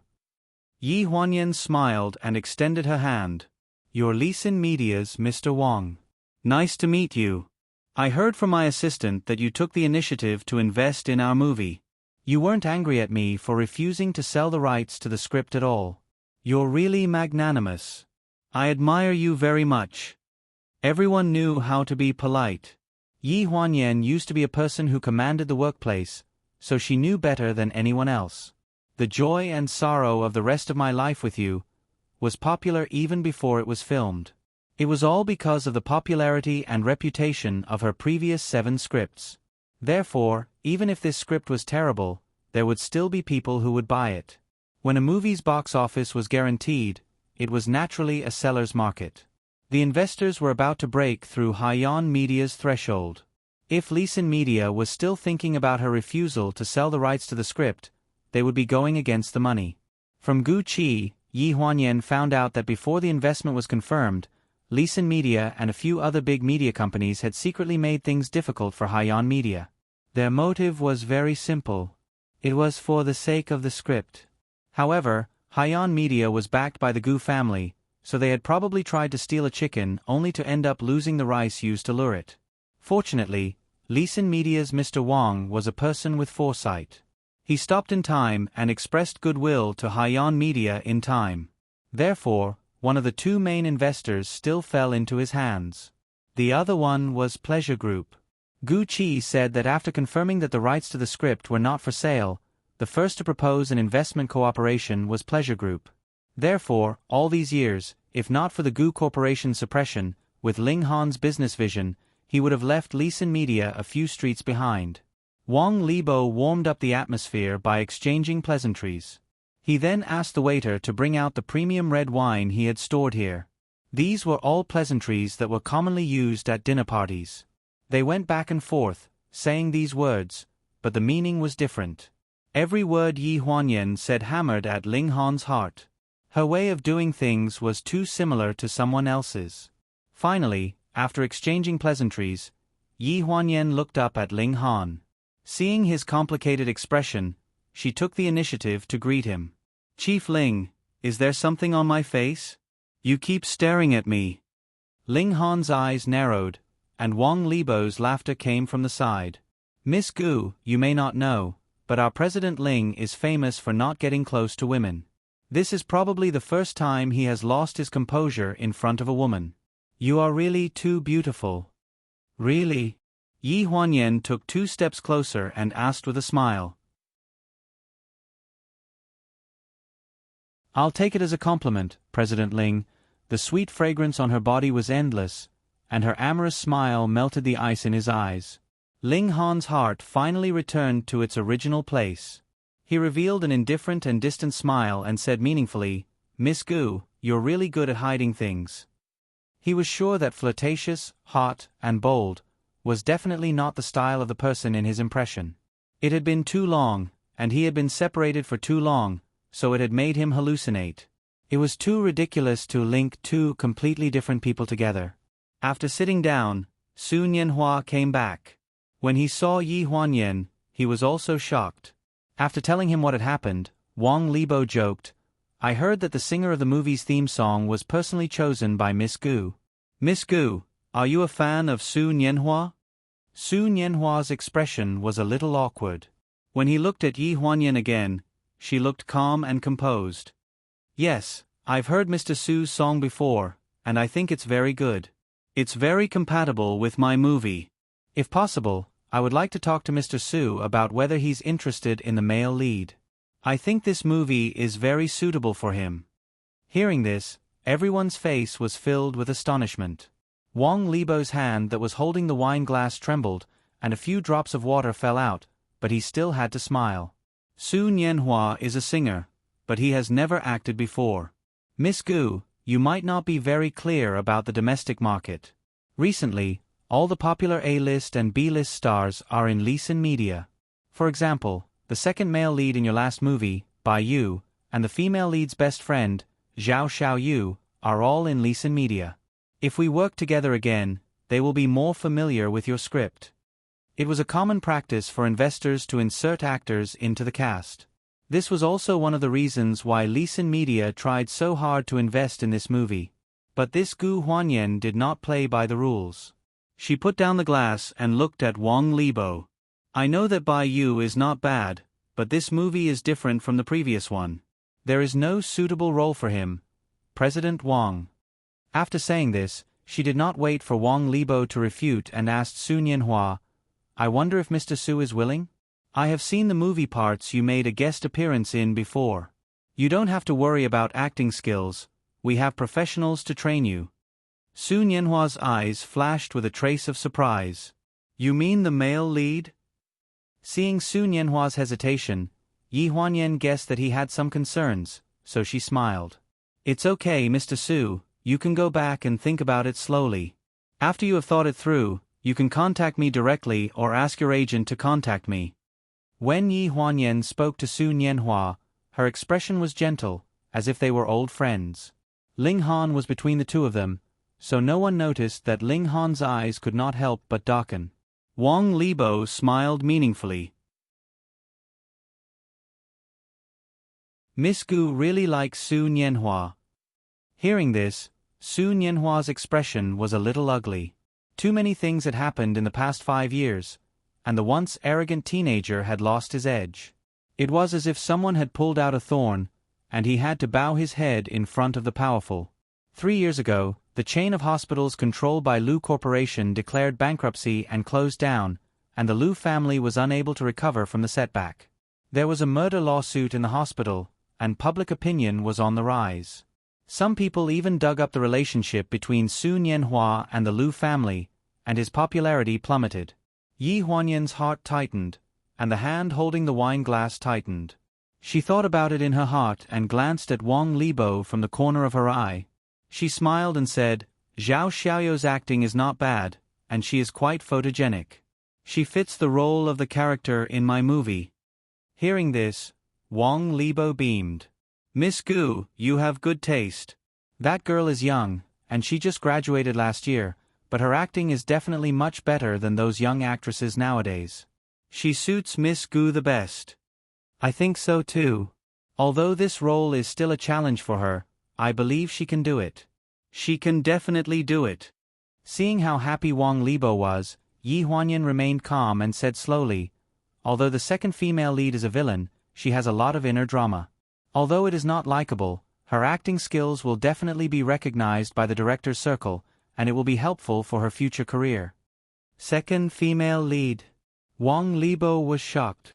Yes, the second female lead. This role is specially reserved for President Wang's woman. Thank you for investing in the movie, President Wang. I'll drink first. Yi Huanyan held the wine glass and smiled slyly.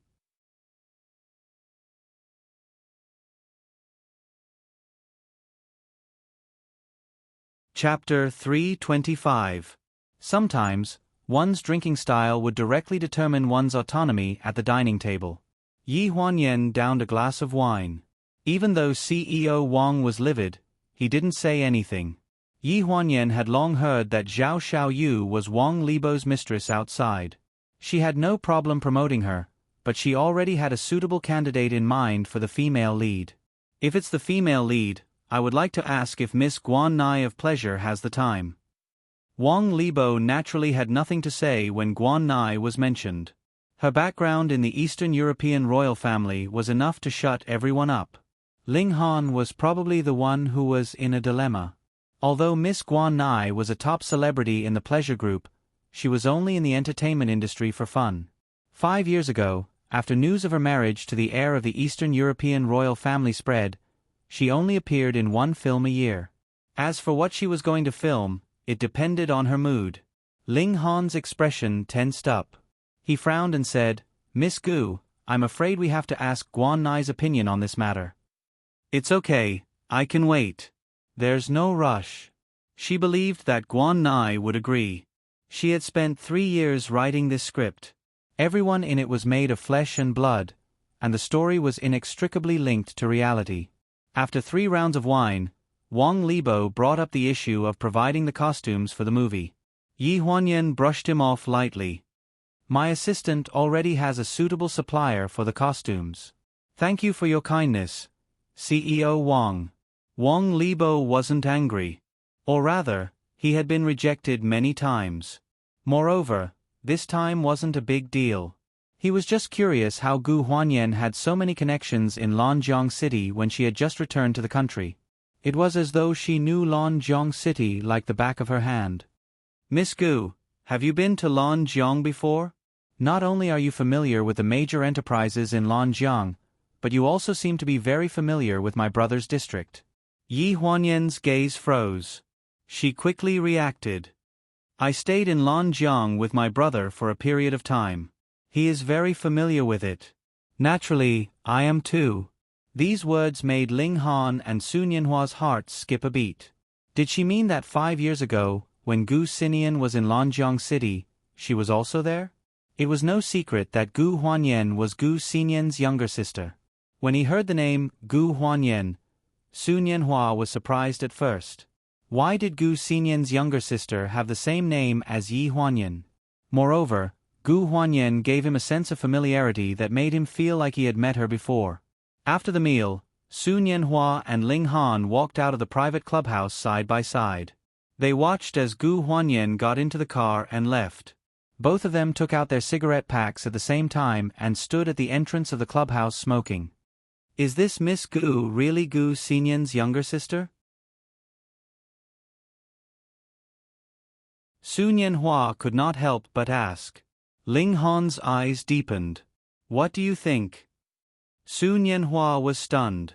After a while, he shook his head. Nothing. I just feel like I've seen her somewhere before. I think I'm overthinking. The white nanny van arrived at the entrance of the clubhouse. Sun Yanhua put out his cigarette and threw it into the bin. My car is here. I'll leave first. Ling Han frowned and nodded. He looked at Sun Yanhua thoughtfully as he got into the car. Could it be that the sense of familiarity was not just his imagination? Under the bustling neon lights of the main city, Yi Huanyan sat in the back seat of the Maybach and looked out the window at the bustling streets. The traffic was even more intense than 5 years ago. Second miss, where are we going now? Gu Qi held the steering wheel and looked at the figure in the rear-view mirror. Just drive around and then go back to the company. In the penthouse of Haiyan Media, Naneo had just finished showering. The nanny, Sophia, who followed him from the Four Seasons villa, helped him change into his pajamas. Then, she dried his hair and sent him to the bedroom to coax him to sleep. After Sophia closed the door to her bedroom last night, a small figure crawled out of bed under the dim yellow light. She tiptoed down the bed and flipped to her tablet. A pair of small hands skillfully turned on the computer and tapped on it for a long time. Then, he opened the video interface. Young master. A woman's face appeared on the other end. She had short black hair and a healthy Asian skin tone. Her delicate facial features were cold, and she looked like she was unapproachable. It's so late. Why aren't you sleeping? Naneo looked serious. Gu Min, you haven't told me the thing I asked you to help me investigate. Seeing Naneo like this, Gu Min remembered that it was night in China. She frowned and said respectfully, Young master said that this is second Mrs. business. You don't need to interfere. I won't interfere, but I have to know who my daddy is, right? I'm sorry, young master. I can't say. You think I can't find out myself? Naneo's face darkened. His pink little face was instantly dyed with a coldness that didn't belong to his age. If I were to investigate it myself, it wouldn't be as simple as just looking for information. Young master. The woman on the other end of the video call frowned even more, but she didn't dare to be perfunctory. Uncle asked you to keep in touch with me. Didn't he want you to watch over me and not let me hack into the country's computer files? If you don't watch over me, you'll have to bear the consequences. Hearing this, Gu Min's face stiffened. She said anxiously, Young master, don't mess around. Did you forget what happened half a year ago? You almost got us killed. Who would have thought that the young master of the Gu family, at the age of 5, would be ranked in the top 10 of the international hacker rankings.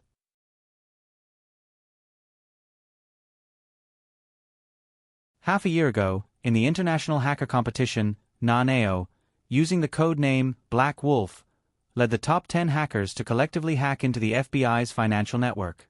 They didn't care about a large amount of money, and as a provocation, they transferred $1 of donation to the International Red Cross. The person in charge of the FBI was furious. It directly led to the European Federation of Investigation to issue a global arrest warrant for the top 10 hackers of the International Hacker Alliance. If it wasn't for Gu Sinian discovering it quickly and hiding Nanao's identity in time, the entire Gu family would have been involved in the investigation. Gu Min still had a lingering fear when she thought about the incident half a year ago. In the end, she weighed the pros and cons and said dejectedly, "Young master, I can tell you your daddy's information. In the future, if you want to look for anything, you can look for me directly. Don't do it yourself. Young master has been busy recently and doesn't have time to care about domestic matters. If something happens, we can't bear the responsibility." Hearing this, Nanao nodded in satisfaction. The corners of his mouth curled up, revealing a sly smile that was incompatible with his age. "That depends on my mood. Thank you. Remember to send it to my email." On the other end of the video call, Gu Min's face darkened. The corners of her mouth stiffened, revealing a smile that was uglier than crying. "Got it. Young master, sleep early." The screen flashed, and the video call was cut off.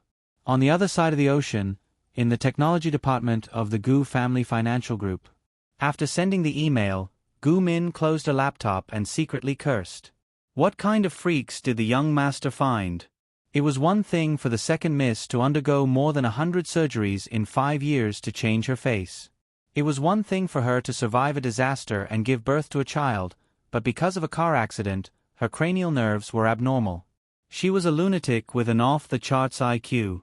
She was a completely different person during the day and at night. To put it nicely, she was a child prodigy. To put it bluntly, she was schizophrenic.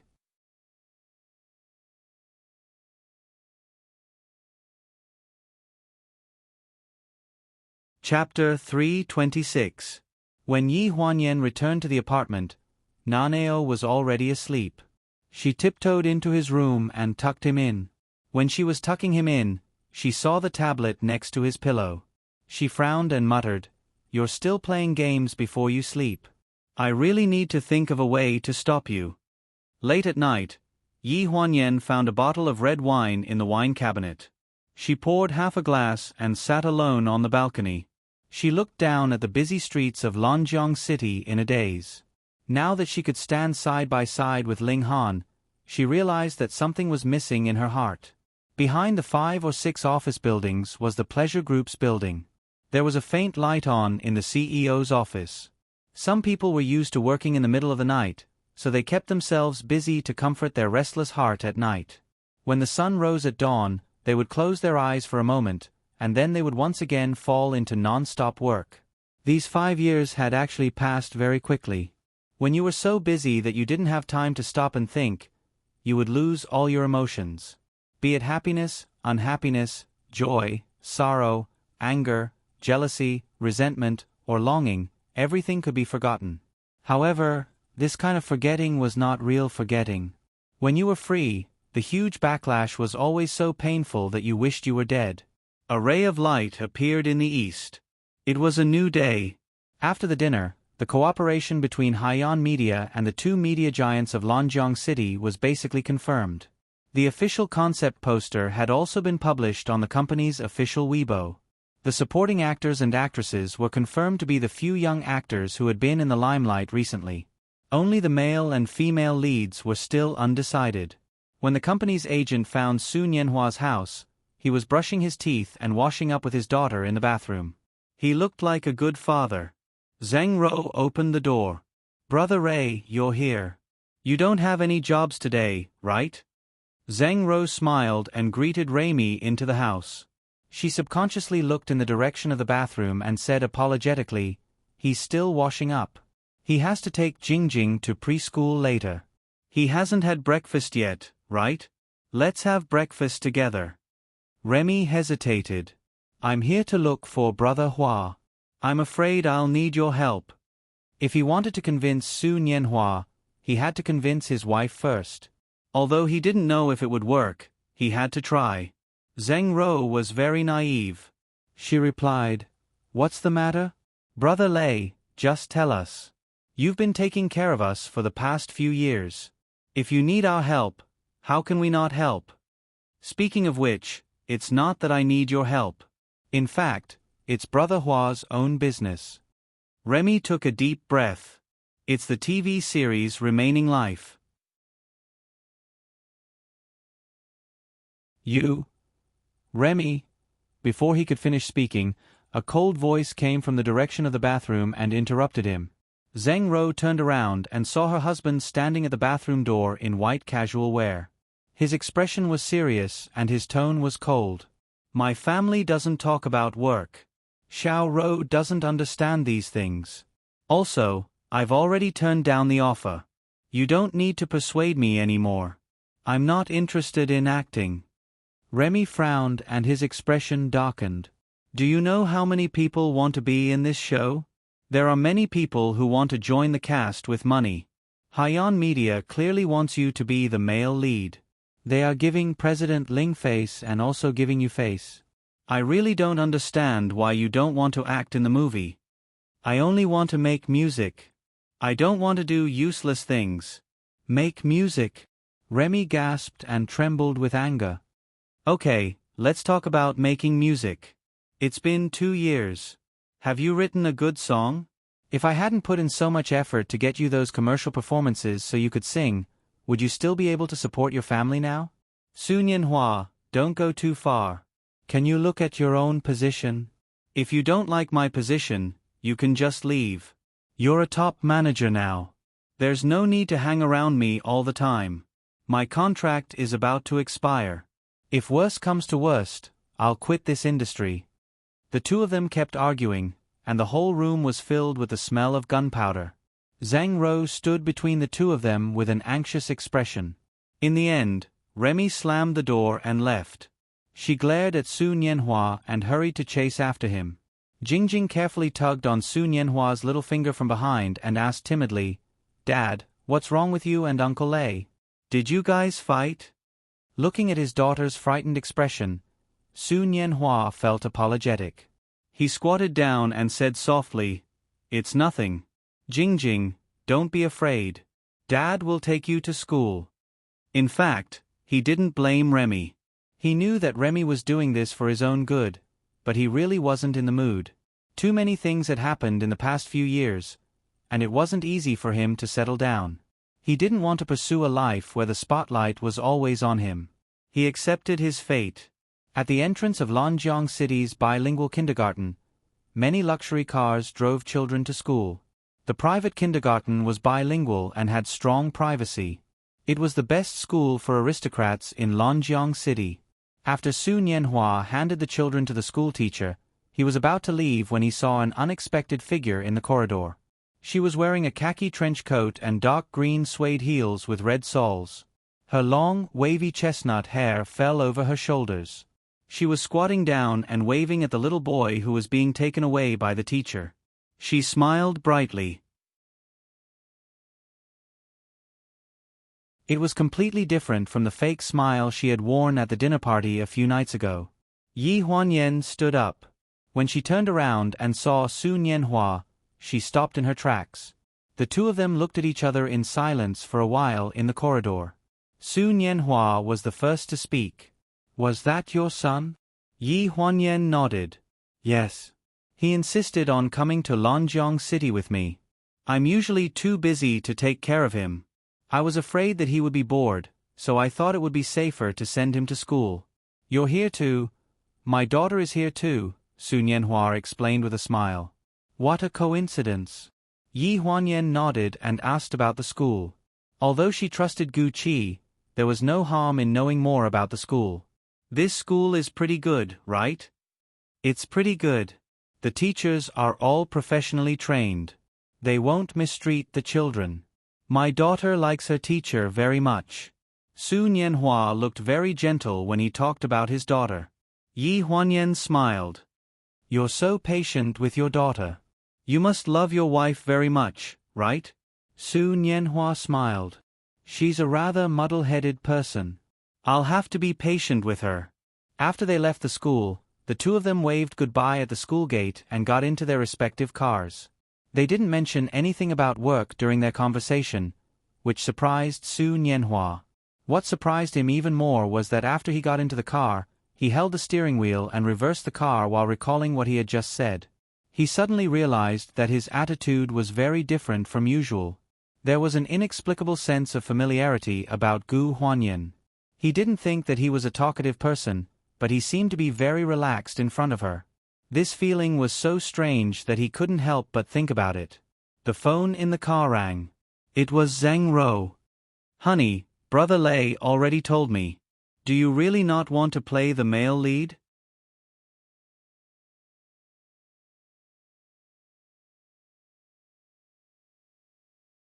Chapter 327. You know about it? Su Nianhua's voice echoed in the car. He frowned and spoke into the phone. His tone was heavy. Do you also think I should take on this show? On the other end of the phone, Zhang Rou quickly explained, That's not what I meant. I have never interfered with your work in the past few years. You can do whatever you like and want to do. If you really don't like acting, we can tell Brother Lei clearly. Or if you want to take a break for a while, I can tell him. The voice on the phone was very gentle and even a little careful. Zhang Rou's tolerance and understanding had been his greatest comfort in the past few years. Hubby, are you listening? Yes. His voice was hoarse. I'm listening. Drive slowly then. We'll talk when you come back. Okay. After hanging up the phone, Su Nianhua held the steering wheel and stared at the road for a while. He had done too little for this family all these years. Perhaps it was time to change. After Yi Huanyan returned to the studio, Gu Qi handed her Guan Nai's information. I've contacted Pleasure. They said that President Ling has always been in contact with Guan Nai alone. Guan Nai doesn't have an agent, so I'm afraid we'll have to go through President Ling of Pleasure to contact her. Yi Huanyan closed Guan Nai's documents and looked like she had expected it. Got it. Arrange it and ask if President Ling has time to meet me. I want to talk to them about Guan Nai. Gu Qi nodded. Yi Huanyan pondered for a few seconds and stopped in her tracks. She turned around and said, Also, check the secret shareholders of Pleasure. 5 years ago, when she was working at Pleasure and Pleasure, she had always had some doubts about the existence of Guan Nai. Before she entered the company, Guan Nai was already an A-list celebrity in the company, but her whereabouts were often uncertain, so her reputation in the industry was not very good. Many people said that she was acting like a big shot. Her first formal contact with Guan Nai was at the Happy Tourism Festival that year. At that time, Guan Nai was the only one in the company who could compete with Shang Enren, but she was very cold and disdained things like fighting for the position. Later, at the annual meeting, she didn't care about several third-tier artists who were clearly not as good as her standing in the center position. Moreover, it was said that Guan Nai was an artist Ling Han had personally signed with Pleasure when he first started working there. To Pleasure, her existence was probably more than just an artist. In recent years, there were many people who represented Gu Xinian in suppressing Pleasure. It was true that Ling Han had the ability to support such a large company, but if there was no one behind him, Pleasure would not be able to achieve anything. After explaining, Yi Huanyan returned to the office to look through the various contracts and documents that needed to be dealt with. Under the floor-to-ceiling window, the sun shone on her back, covering her figure with a faint halo. Gu Qi worked very quickly. When he came back and saw such a scene, he was a little dazed. Yi Huanyan looked up. How is it? Is it all done? He came back to his senses. I have an appointment with President Ling for dinner tonight to talk about Guan Nai. In addition, the technical department has checked the matter of the invisible shareholders. A part of Pleasure's year-end bonus every year flows into the Eastern European royal family. Hearing this, Yi Huanyan turned the gel pen in her hand thoughtfully. It was similar to what she had thought. When she used to work at Pleasure, there was a bonus that went missing every year. It seemed that only Ling Han himself knew about this bonus.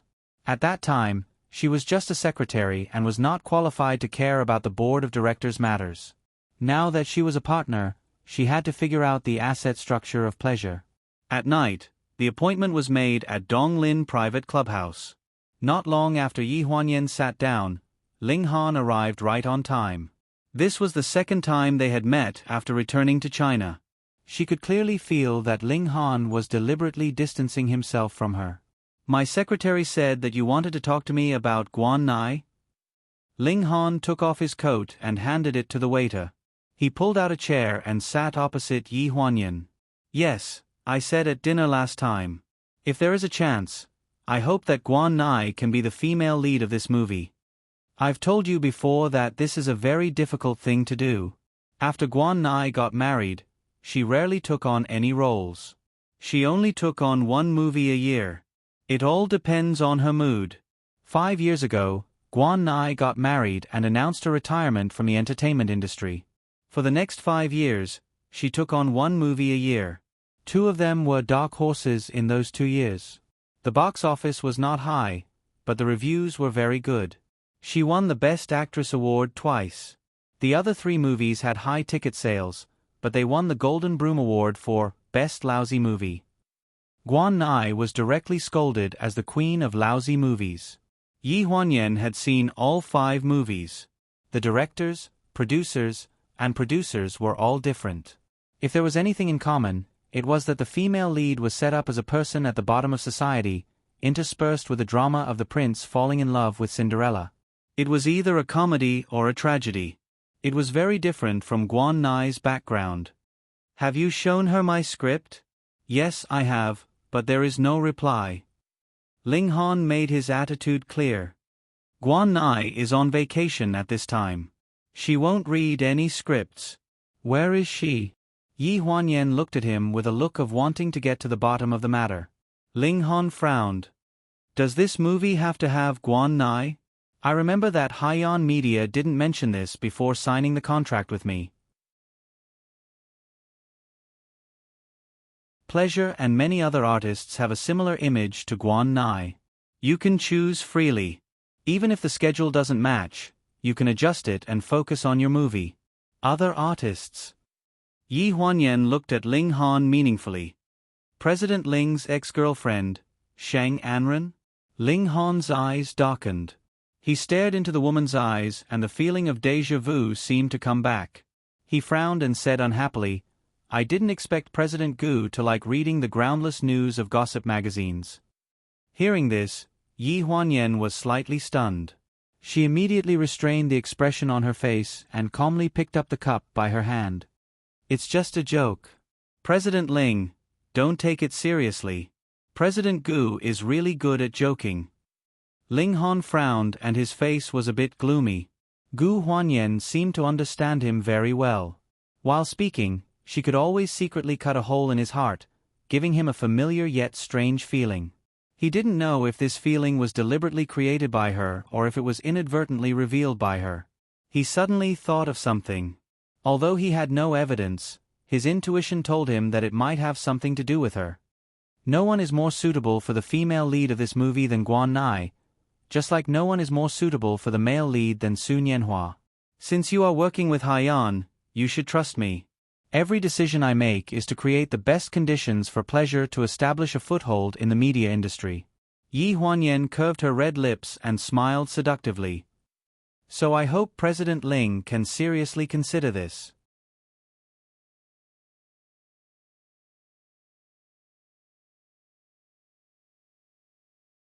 Chapter 328. Ling Han frowned even more. Both Su Nianhua and Guan Nai were not easy to invite. However, just as Gu Huanyan said, the male lead, Su Nianhua, and the female lead, Guan Nai, together with the scriptwriter Dora, could almost predict what kind of box office results would be when the movie premiered. Guan Nai is on vacation in Iceland. If you are confident about your script, you can meet her in person. I will give you the exact address. Ling Han's cold voice sounded in the room. Since it was a win-win situation, why not? This was within Yi Huanyan's expectations, but she was confused about one thing. Shouldn't you be more persuasive than me if you go in person? Aren't you going? Ling Han stayed silent for a few seconds. I have a grudge against her. I am afraid that if I go, it will take twice the effort for half the result. Guan Nai was a very vengeful person. She had helped him 5 years ago, but he had betrayed her vacation location, which had led to William finding her and bringing her back to Eastern Europe. She still held a grudge against him. Seeing that the woman was skeptical, he added, "It's not like I won't do anything. You can leave Su Nianhua to me." Yi Huanyan's lips curled into a smile. She raised her wine glass and looked at him across the long table. "I believe in your ability." Her smile seemed to have a special magic, which made Ling Han's heart skip a beat. He didn't even have time to think and blurted out, "Who are you?" Yi Huanyan smiled calmly. "I am me. Who do you think I am? Or rather, who do you want me to be?" These words were thought-provoking. A layer of doubt appeared in Ling Han's eyes. After dinner, Ling Han offered to drive her home, but she politely refused. "No, my assistant is waiting for me at the door." "But President Ling, you are drunk. Is anyone coming to pick you up?" "My car is over there." Ling Han looked not far away. The driver in the car seemed to have seen him. He got out of the car and waved. Yi Huanyan looked at the capable woman in front of the car and suddenly felt a little dazed.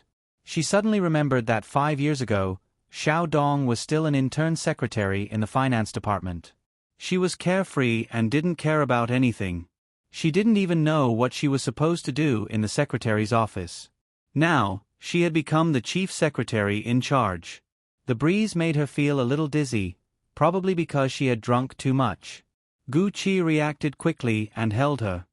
"Second miss, the wind is strong. Get in the car." Ling Han walked to the front of the car and instinctively turned back when he heard the sound. He saw Gu Huanyan being helped into the car by a man who looked like an assistant. The assistant was tall and well-built. His eyebrows were furrowed, and the corners of his eyes were filled with concern for her. Other than concern, there was also an expression that only men could understand. It was an expression that only men would have when looking at women. "That must be President Gu from Haiyan Media. She is so beautiful. Even when she is drunk, she still looks so good." Secretary Dong sighed beside Ling Han.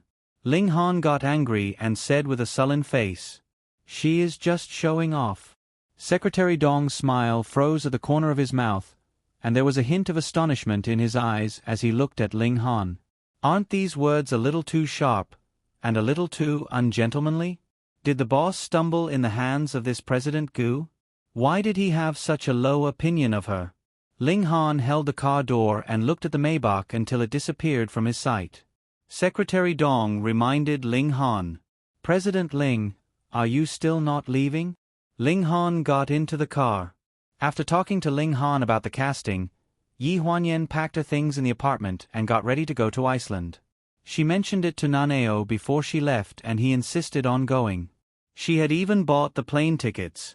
But the day before they left, this guy suddenly changed his mind. "You said you were going. I booked the plane tickets for you and gave Safina a holiday. If you don't go, where are you going to stay these 2 days?" Yi Huanyan asked as she packed her suitcase. Naneo was wearing a yellow and black bee pajama suit. He was stuffing his precious toys into the beetle suitcase and said seriously, "I have an appointment with Jingjing. We are going to attend the kindergarten performance together." Yi Huanyan stared at him with her arms crossed. "Then why are you packing?" Naneo turned his head to look at her and blinked. "Aren't you leaving?" "I'm going to stay at Jingjing's house." Yi Huanyan was speechless. She sat down on the carpet and picked up the apple that she had taken a bite of. She chewed on it and said vaguely, "You keep calling her Jingjing. Does she even care about you? You even want to stay at her house? Do you think her parents will agree?" Naneo copied her and sat down on the carpet. He spread his hands. "Anyway, I'm not going to Iceland with you. Safina is not here either. If you want me to starve to death, you can just leave me alone at home." Yi Huanyan knocked his head with the apple in her hand. That's enough. You can't just go to her house whenever you want. Stop fooling around. If you really want to attend the art exhibition, you can just stay at home. I'll ask Gu Qi to find someone to cook for you and send you to and from school. I'll only be gone for a week and will be back soon. Naneo cried out in pain. He touched his head and stared at Yi Huanyan angrily. I really wonder if I'm your biological son. Of course. I'm very sure of that. After all, you look exactly like your father. You're a miniature version of him. Yi Huanyan's eyes lit up when she said this. If there was anything that kept her from being able to forget Ling Han for the past 5 years, it was probably watching this precious son of hers grow up day by day, looking more and more like Ling Han as he grew up. The way he frowned, the way he looked at her with disdain, the cold personality, and the way he usually acted. No one would believe that he wasn't her son. The next day, Yi Huanyan flew to Iceland early in the morning. After telling Gu Qi to take care of Naneo for the next 2 days at the airport, she checked in her luggage and walked through the security checkpoint empty-handed. She heard that Iceland was very beautiful. She could treat it as a vacation. At the entrance of Lanjiang City's bilingual kindergarten, Su Nianhua sent his daughter to school. As soon as his daughter got out of the car, she caught up with a little boy in front of her. The two of them talked and laughed as they walked through the gate. She didn't even look at her real father, which made him feel depressed. Just as he was about to leave, he turned around and saw a familiar figure standing in front of his car. That figure looked at him coldly like a statue. In the past 5 years, he rarely saw Ling Han. At first, he was dissatisfied with him because of Yi Huanyan's car accident. That was why he deliberately caused him a lot of trouble but deliberately refused to see him. Later on, when the Liu family was in trouble, he found out that Ling Han had secretly helped him a lot. This kind of help always hurt his self-esteem. When the two of them met, it was more or less awkward. This was probably one of the few times that Ling Han took the initiative to look for him. You're tuning in to the Narrate and Escape YouTube channel. Don't forget to subscribe and join us on this journey to catch the most captivating stories.